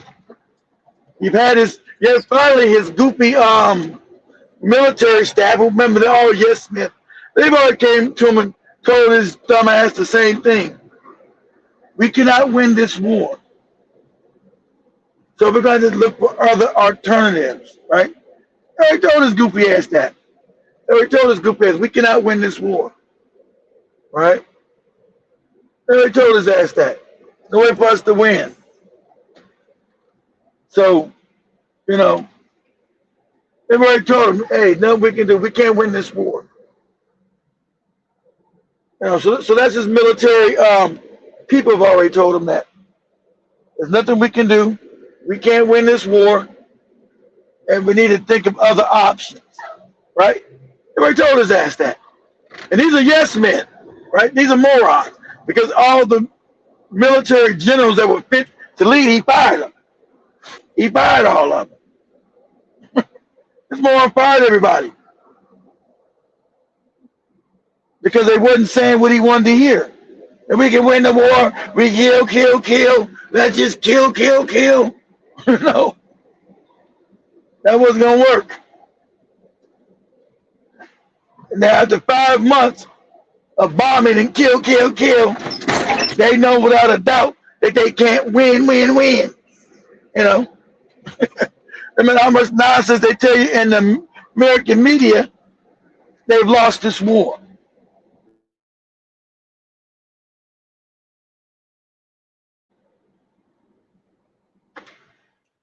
Hey, give me a second. I'm trying to read some of you guys' comments. Yeah, he's from Philadelphia. Exactly. Yeah, exactly, Tinsby. They created Hamas. Yeah, they created all these terrorist groups. So let them blow it up, Jason.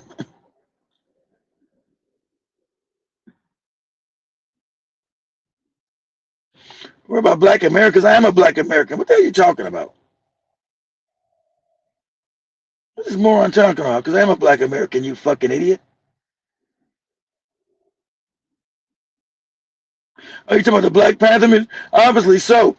You were worried about it. That's what y'all were worried about. Because I don't give a damn about no Black Panther movie. Well, I'm going to get upset about a cartoon character who's from Africa, and they got an African playing him. The hell would I give a shit?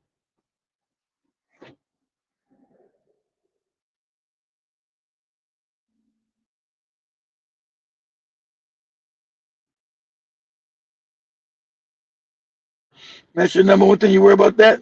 Because I know you're a moron. Who gives a shit about no damn fake ass movie? Got big ass things to worry about.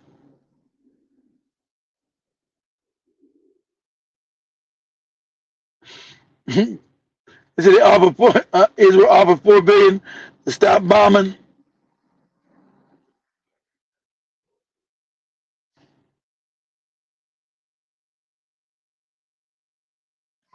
Read you guys' comments. Oh! You were holding your comics. Okay, Ricky, you were collecting your comments.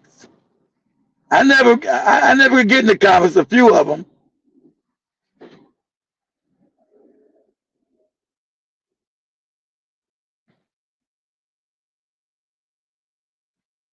Damn, 60 years. See, it was North Carolina. Thanks, Ricky.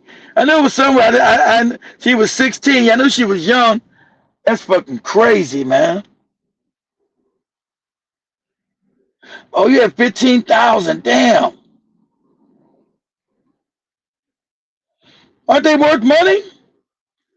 They gotta be worth some money, Rick. You got first edition, 1968. Those are classic comics. Ain't they worth money? They gotta be worth money. They gotta be worth some money, Rick.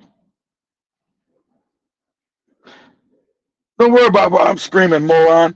Worry about why you broke and fucked up and living in your mama's basement. Worry about that.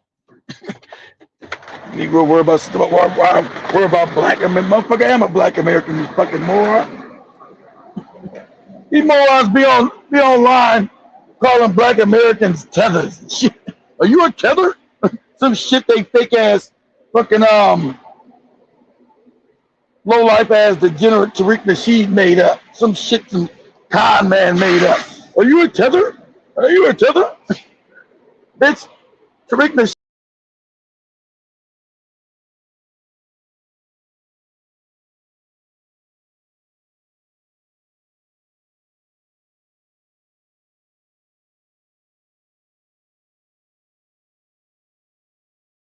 guys can hear me, okay? I hit the wrong button. As in black Americans, you're telling because we don't subscribe to this FBA bullshit. We don't call ourselves what a con man made up for this stupid nigga. I'm supposed to be FBA now because some con man ass nigga who ain't even black American and he got a black American wife. Got a white woman in his house. No, nigga, I'm black first. I'm pro-black. That's what the hell I am. Talking about this crazy shit. They got their goofy ass leader married to a mixed white woman and got a white woman mother-in-law. Talking about some FBA shit to these morons. All these morons got low IQs.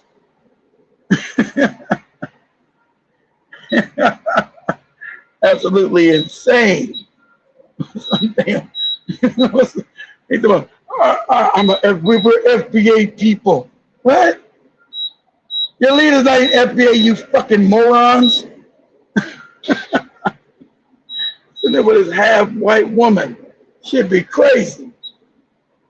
Don't even want to give him an FBA woman.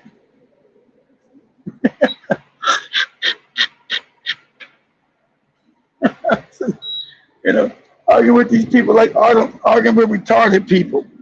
And this shit's only on the internet. Yeah, somebody on the river. What's this FBA? Man, what you talking about? What the hell you talking about?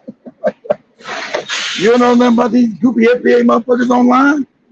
Nah, man, I don't know what the hell you talking about. Talking about the FBI? Nah, man, it's FBA.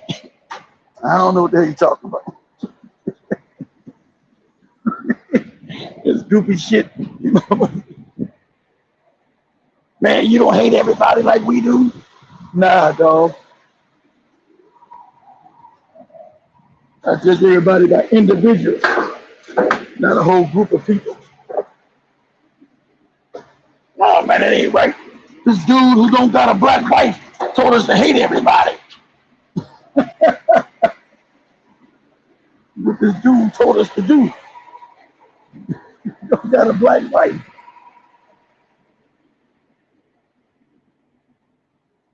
He told us to hate him. I'm trying to read the rest of you guys' comments.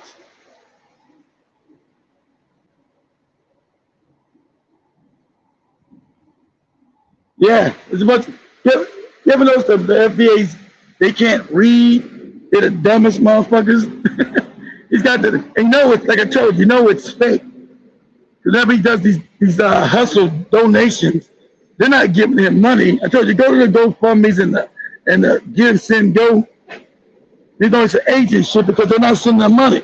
The whole time when this moron's collecting money, it doesn't spike to the last day. So it's people are either too broke or don't care about the movement because they're not giving them money during that specific time that they give them to raise money.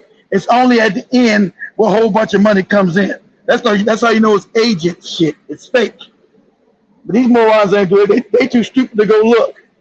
Go look at his Give, Send, Go or his GoFundMe, whatever that shit's called, and go look. Ain't nobody giving that shit. You say, family, we made our objective, and you see ain't nobody paid none of that shit until the last day.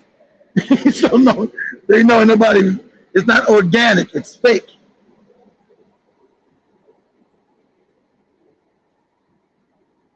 She does live with him. We found out she does the more I stop looking at. She used to live with him exactly. You know, they be all in the restaurant with that white woman talking that. That's how dumb the people that follow his ass are. That's how moronic these morons are. They got him sitting with this white woman, you know, eat with his half-mixed kids, talking his FBA shit when his whole family is non-FBA. It's fucking crazy. It'd be the crazy. You're like, these people following this dude are brain dead. They're fucking morons. got this dude in Shawnee somewhere, sitting with his white mother-in-law and his half-mixed kids, talking this FBA shit. These Negroes ain't built shit. No FBA. Oh, it's a lineage. It's a lineage. It's a lineage. Because remember, it's the cause descent. Like I told you. I'm going to explain to you that the Africans and Caribbeans have been disrespectful as shit. Not all of them. Not all of them. But it's been a lot of damn disrespect. And I pointed that shit out. But what they're doing, they're trying to cause complete descent. So I told you that's what the white world does to keep its power. That's what they want to do, make sure you have a descent. So you never can connect with one another for power. See, these Negroes don't know nothing about power. They would keep talking this FBA shit and all of them broke and fucked up. They ain't built nothing. They ain't done it together. That's their leader. Why would the leader say, you know what, instead of donating to buy some to buy his goofy ass movies, to make his non-worth movies, how about they all come together and donate and build a hospital that's needed now in the community? We need hospitals, we need schools. As black people, black Americans, we need everything now. So since you supposedly got this big following, how about you come together and get this money to actually build things that black people need and stop all this goofy talking? They're never gonna build shit. They sit around talking about who's a fucking FBA shit. Online talking that stupid shit and who they hate. Okay, we got who you hate. Can we now focus on us building something? Oh no, I want to sit online for 3 hours talking about who the fuck I hate while I'm still broke and fucked up. Barely can pay my own goddamn bills. Shit's crazy. You know, it's for the morons. Moronic ass movement going nowhere. You know? Oh, well, it's not a movement. It's a lineage. Okay, it's a lineage. Then why the fuck we keep talking about that? It ain't doing shit for me. Keep talking about this dumbass lineage. Then they try to talk like Tariq tries to call everybody not part of that group of the FBA. Yeah, that's our FBA brother. This is our FBA this. Ain't nobody join that shit. Ain't nobody sign up to join that shit. What are you talking about? Man, this is our FBA this is our FBA that. I didn't sign up to join your goofy group. Shit. I ain't gotta prove I'm a fucking black American. Trace my family all the way back. Most of us can't. Shit. You know, if you don't agree with me, ain't you a tether then? Tether what, nigga? I can prove I'm from this country. I can prove my shit go back to the goddamn fields easily. And I ain't never been married to no damn mixed woman with no white woman. There's no goddamn mother-in-law either. Motherfucker. You don't give a shit about that FBA shit. It's a made-up shit he gave these morons. You don't give a shit about it. If he did, you would have married a black woman, a black American woman. See, it's not what you say, it's how you live your life. Most people understand it. I don't care what the fuck you say. How you live your life. Let me see what you do in your life. Okay, so that shows me who you are. Not some fuck shit you saying on the internet. sitting there eating your goofy, sitting there eating your goofy tuna casserole, your white woman's tuna casserole, talking about some FBA shit to the morons.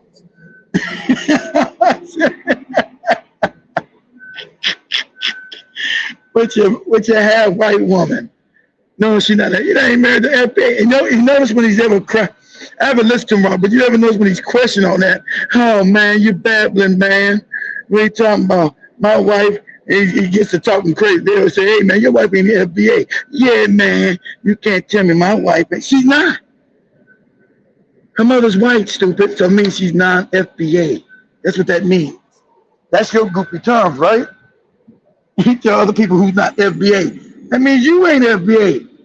Your wife is not FBA. Because not only is his wife white, half white, Her dad is not even from here. Her dad is Haitian. So his wife is half white. She's a half white Haitian lady. Her dad is Haitian. You know, and then press this moron. He press this. He's talking this MP shit to these fucking morons. His wife is white and half Haitian. Who he's talking about? He hates the Haitians, right? You know, I got a problem with Haitian motherfuckers talking. I want to send them. I don't get no problem with that. Send all these Haitians back. But don't sit there and talking about some FBA shit to me while you're sitting there with a half white Haitian woman and a whole white woman mom. Shit's crazy. That's how I know we've been dumbed down now. Shit's crazy. Goddamn wife is his wife is a whole half Haitian white woman. His wife ain't got nothing to do with America. Nothing. They got this moron talking to them. This moron talking to them crazy. This moron white is half Haitian and white.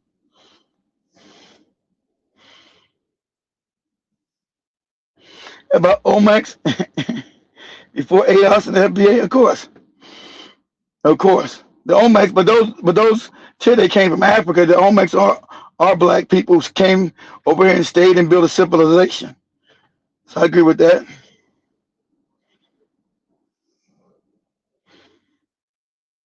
Yeah, tell them to go home. Yeah, they're doing that too. Tell Nigerians to go. Yeah, I tell Nigerians to take their ass home too. Because I have mentioned the disrespect we've gotten from these other groups. Then some of them admit it. I don't know. It's like something they have, like some kind of shame. They thought they'd come in and practice white supremacy and take the team of white people against us and realize that white people don't like your black ass. We're the new blacks. We're the Jamaicans. We're the Haitians. We're the Nigerians. And the white people are going to treat us better. Shit. Did they treat you better in your own country, dummy? They treat you better in your own country. And so now they get, and nobody wants to go home. They never want to go home. You say you're great, you hate you. We got a country, go back to, but go back to it and fix it then. If you say you got this great culture and all this other shit, okay, cool. I agree with you. You got great culture. Now go back home. Motherfuckers don't never want to go back home. Don't keep telling me how great your culture is. You don't want to go back to it. You don't want to go back. Much of my great your culture is, don't want to go back to it.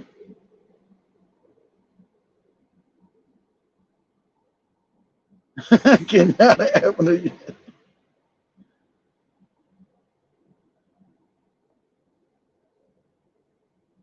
God bless you. Do not.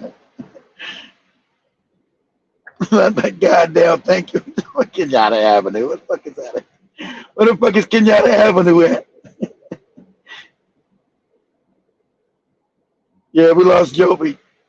All the damn the power went out over that bitch. All the power went out.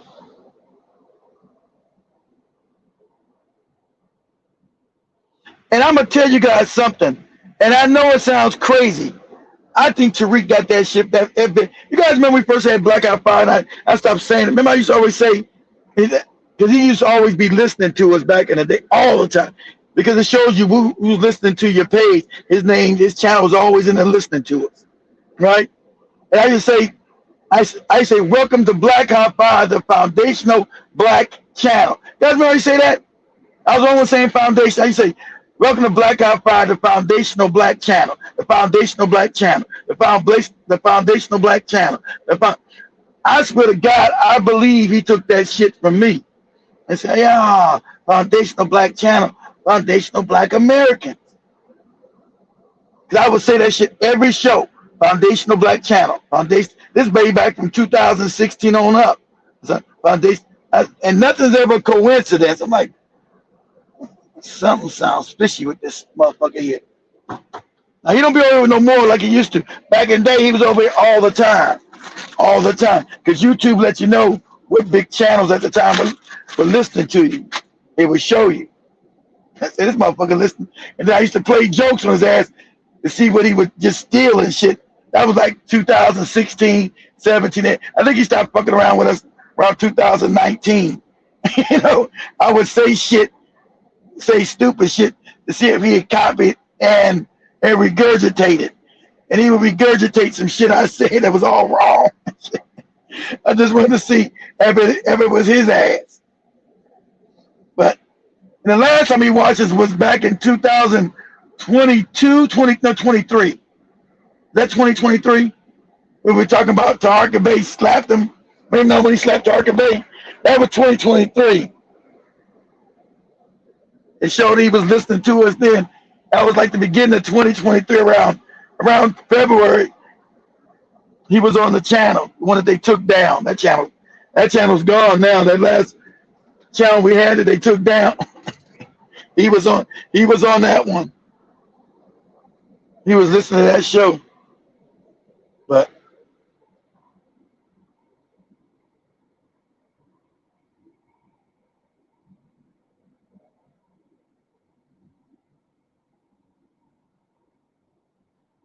now I ain't got a problem with the term, but don't classify me as that goofy shit.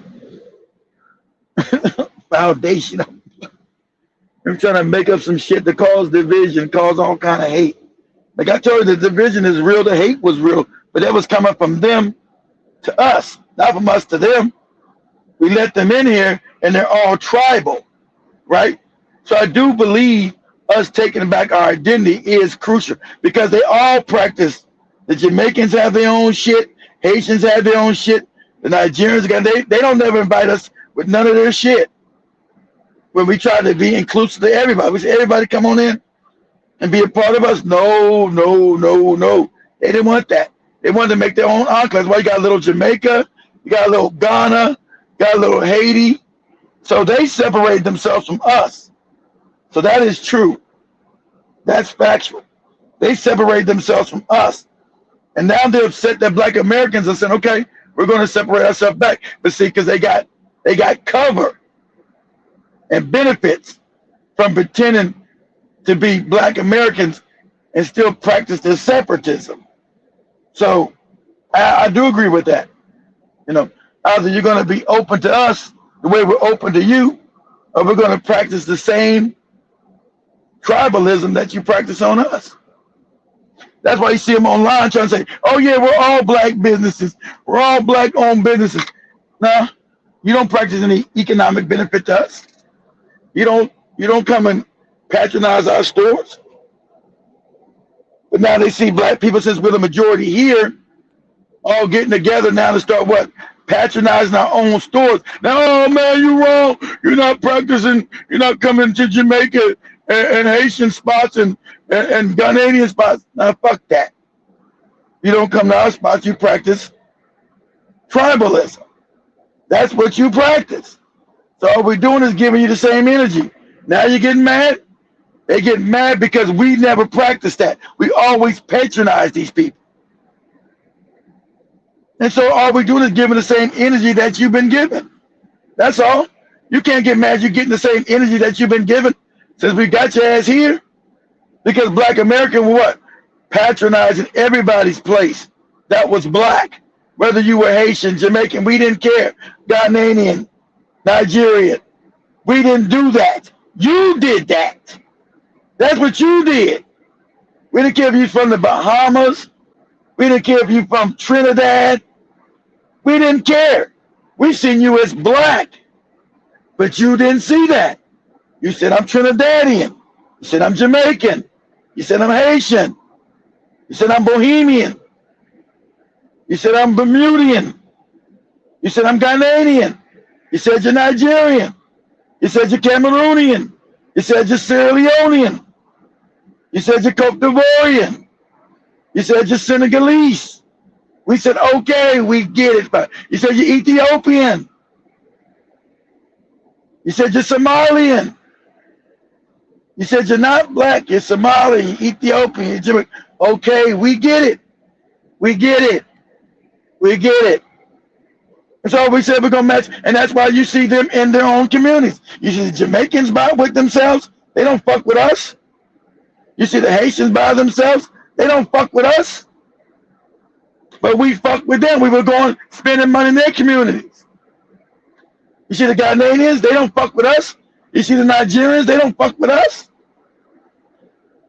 So that's been a fact. We've been giving our money to groups that didn't fuck with us. And now I do agree with that. Now we're saying, okay, fuck it. We're going to spend our money with us. Now they all want to jump out the window and claim xenophobia. You've been doing this. Why do you think little Ghana exists? Little Haiti exists. Little Jamaica exists. Little Nigeria exists. Because you were fucking with just your own. As we came in and gave our dollars with you. And so now that we're matching energy, I say, okay, we get it. We get it. We get it. We're going to now start put our money with us. And so now you guys are just as bad as the Chinese trying to do secret groups saying you Black American. You're not. You're not. Now we're taking our dollars back from you. You never practiced any economic solidarity with us.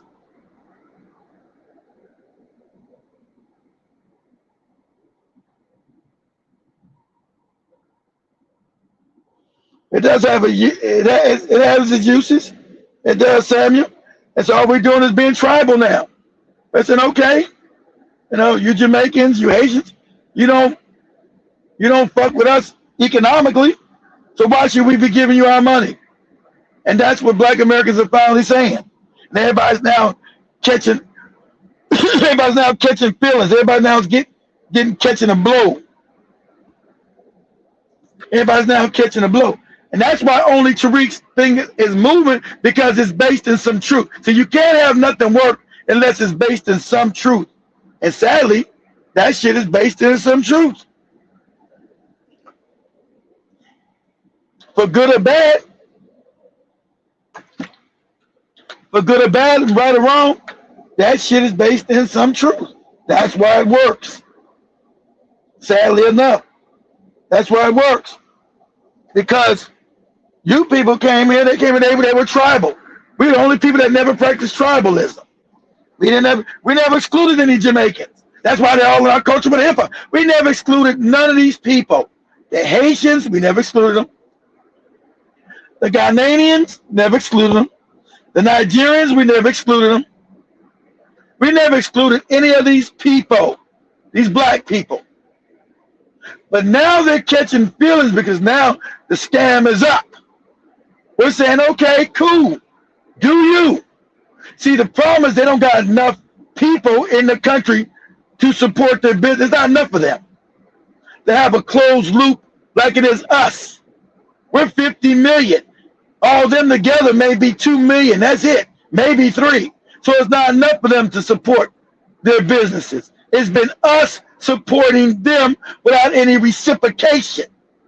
That's why now they're jumping out the window, because they know this is a fact. Never had Jamaicans and other people say that, yeah, that's true. That's been the truth, whether you like it or not. That's not me making up shit. I've seen it. You don't support no Black American nothing. It's us supporting your ass. So, oh well. So now it's going to be reciprocal. And I ain't got no problem with that. Sometimes you got to learn the hard way. Sometimes you got to, you got to show people the hard way about shit. Talking don't do shit.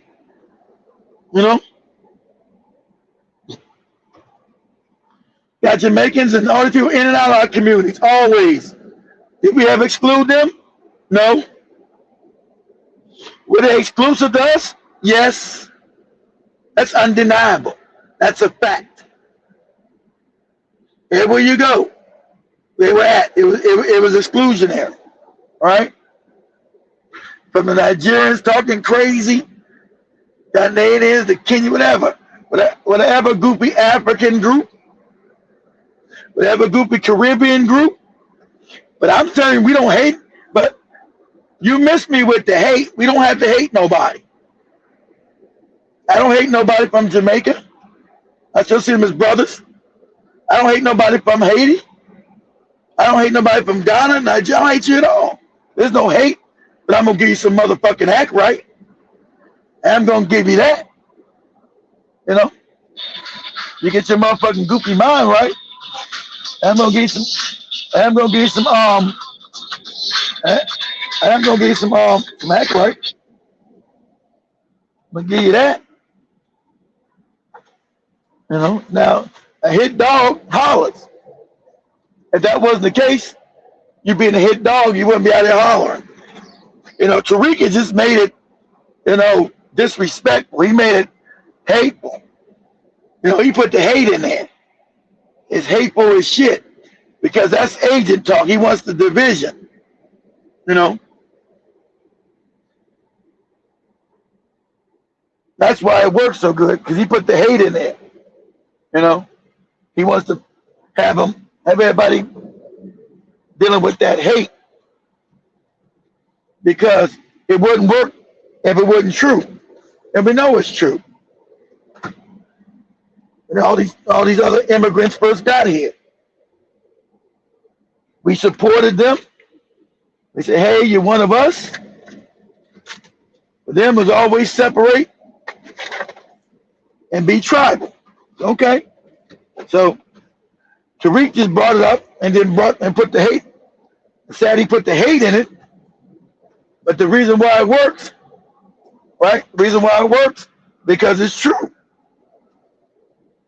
I prefer not to have that hate in it. Have that hate in there, you know. He's got everybody hating everybody. You just hate everybody. That motherfucker came in there with that group and said, "Oh, we don't care about the Black Panther. What do you got to do with us? Why can't you got me talking about us?" I'm talking about you more. I am a Black American. A damn sure not a fucking FBA. Yeah, I'm a Black American motherfucker. Talk about what the fuck I want to talk about. But the disrespect has been there. It's been palpable. I wouldn't say if I didn't know it myself. I'm telling you what I see. And luckily, and growing up in LA, I didn't see it not because we didn't have a bunch of African or Caribbean immigrants over there. We had a lot of Belize, people from Belize. I didn't know what the fuck Belize was. I'm Malaysian. Like, what? Malaysian? What the fuck is that? I didn't see all the different ethnic groups. So I got to the East Coast, D.C., Philadelphia, New York. When I first started seeing Jamaicans, Haitians. Of course, I live in Florida now, so I see them all the time now too, right? But that time I never see no damn Dominicans, Puerto Ricans. You know, back in the day, there were no Puerto Ricans in no LA. There were no Dominicans in. They might got a few now, but back then there were no fucking Dominicans. Only kind of Hispanic I knew was a Mexican. That's it. Only kind of Hispanic I knew was a damn Mexican. I didn't know what no Puerto Rican, Dominican, and all that other shit was, right? And so I didn't meet no Jamaicans, so I came East Coast. I never seen no Jamaicans in California. I probably met Jamaicans, Ghanaians, Nigerians. I never met no Nigerian growing up. They get to my, you call this African booty scratch. I never seen no fucking Nigerian in no LA when I grew up, ever. Ever. I never seen no fucking goofy Nigerian. No Ghanaian, none of these motherfuckers. Until I got to the East Coast. The ideal. They might have been in Houston. I didn't grow up in Houston. A bunch of them in Texas now, but I ain't grew up in Texas. Shit. So I went to East Coast, I seen all these damn, and they talk to you crazy. I'm like, whoa, what? What? My first interaction with the goofy Ethiopians, just talking to me crazy. I was like, what? Fuck you talking to? Hell, just talking to us. Mad disrespectful. And that's when I had a joke. I said, shit. They're talking to us crazy. And they had all these Ethiopian restaurants in D.C. into my Ethiopian cuisine. I said, what the fuck is that? What the fuck is Ethiopian cuisine? A fucking plate, a knife and a fork, and an empty plate? Because Ethiopia was known for starving. I said, what the fuck is Ethiopian cuisine? A knife and fork on an empty plate? Fuck you talking to? I mean, mad disrespect. Like, they ain't doing nothing to these people. Who the fuck? Because I was just interested to know what Ethiopian people look like, who the fuck they are. I never seen none in LA. And at that time, there wasn't no bunch of Somalians in the country yet. Now, but every time I ran across one of these groups, then it was halfway half because I had a Jamaican girlfriend. Her family was cool. In New York, of all places, Jamaica, Queens. That shit was crazy. But it was always some fucking disrespect with these motherfuckers, man. It was palpable. I don't know if you guys have had your experience with them. That shit be palpable with these motherfuckers. The disrespect comes off their tongue like it ain't shit. Motherfucker, you and them, who the fuck you talking to? Oh, that's right. I was with I almost forgot about that. I was with my Jamaican girlfriend. She had a Jamaican friend just start talking to me crazy. Like, what are you with him? Is he Jamaican? He's not Jamaican, is he? Well, no, I ain't Jamaican. Motherfucker just start talking to me crazy. And I didn't understand half that shit, no way. I didn't understand that. I said, you're an American, speak English, bitch. What you talking to? Take that shit back to the island, bitch. You know? I got mad disrespectful too. Get your ass back on the banana boat, bitch. Who you talking to? But it was always disrespect with these people. So I know what people are talking about. Especially, I can't wait to say no problem with the Ghanaians. But the Nigerians, oh man, that shit's crazy. I can't say no problem, but like I said, they separate themselves. So I never had no altercation with Ghanaians or Kenyans. My main groups are this. Haitians, more so than Jamaicans. Jamaicans, just be talking to you. Mad fucking crazy. Haitians are worse than Jamaicans. Nigerians are bad. And the motherfucking Ethiopians. Ethiopians, boy, you gotta push their motherfucking wig back. They get to talking just crazy greasy. Because they gotta think that they actually think they're better than black people. You know, they think they're better than average black people. See, I didn't know the history back when I was young about Ethiopia and how fucked up they were. I didn't know nothing about their real history. They don't think they're black and they're better than black people. And you feel it, Jack. Nigerians get to talking. Who the fuck you talking to?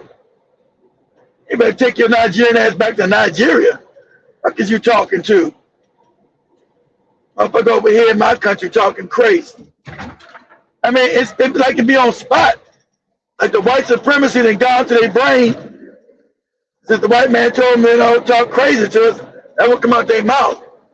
I told Sister Michelle. Michelle said, oh, my husband's going to come back from Sudan and meet with the Jamaican.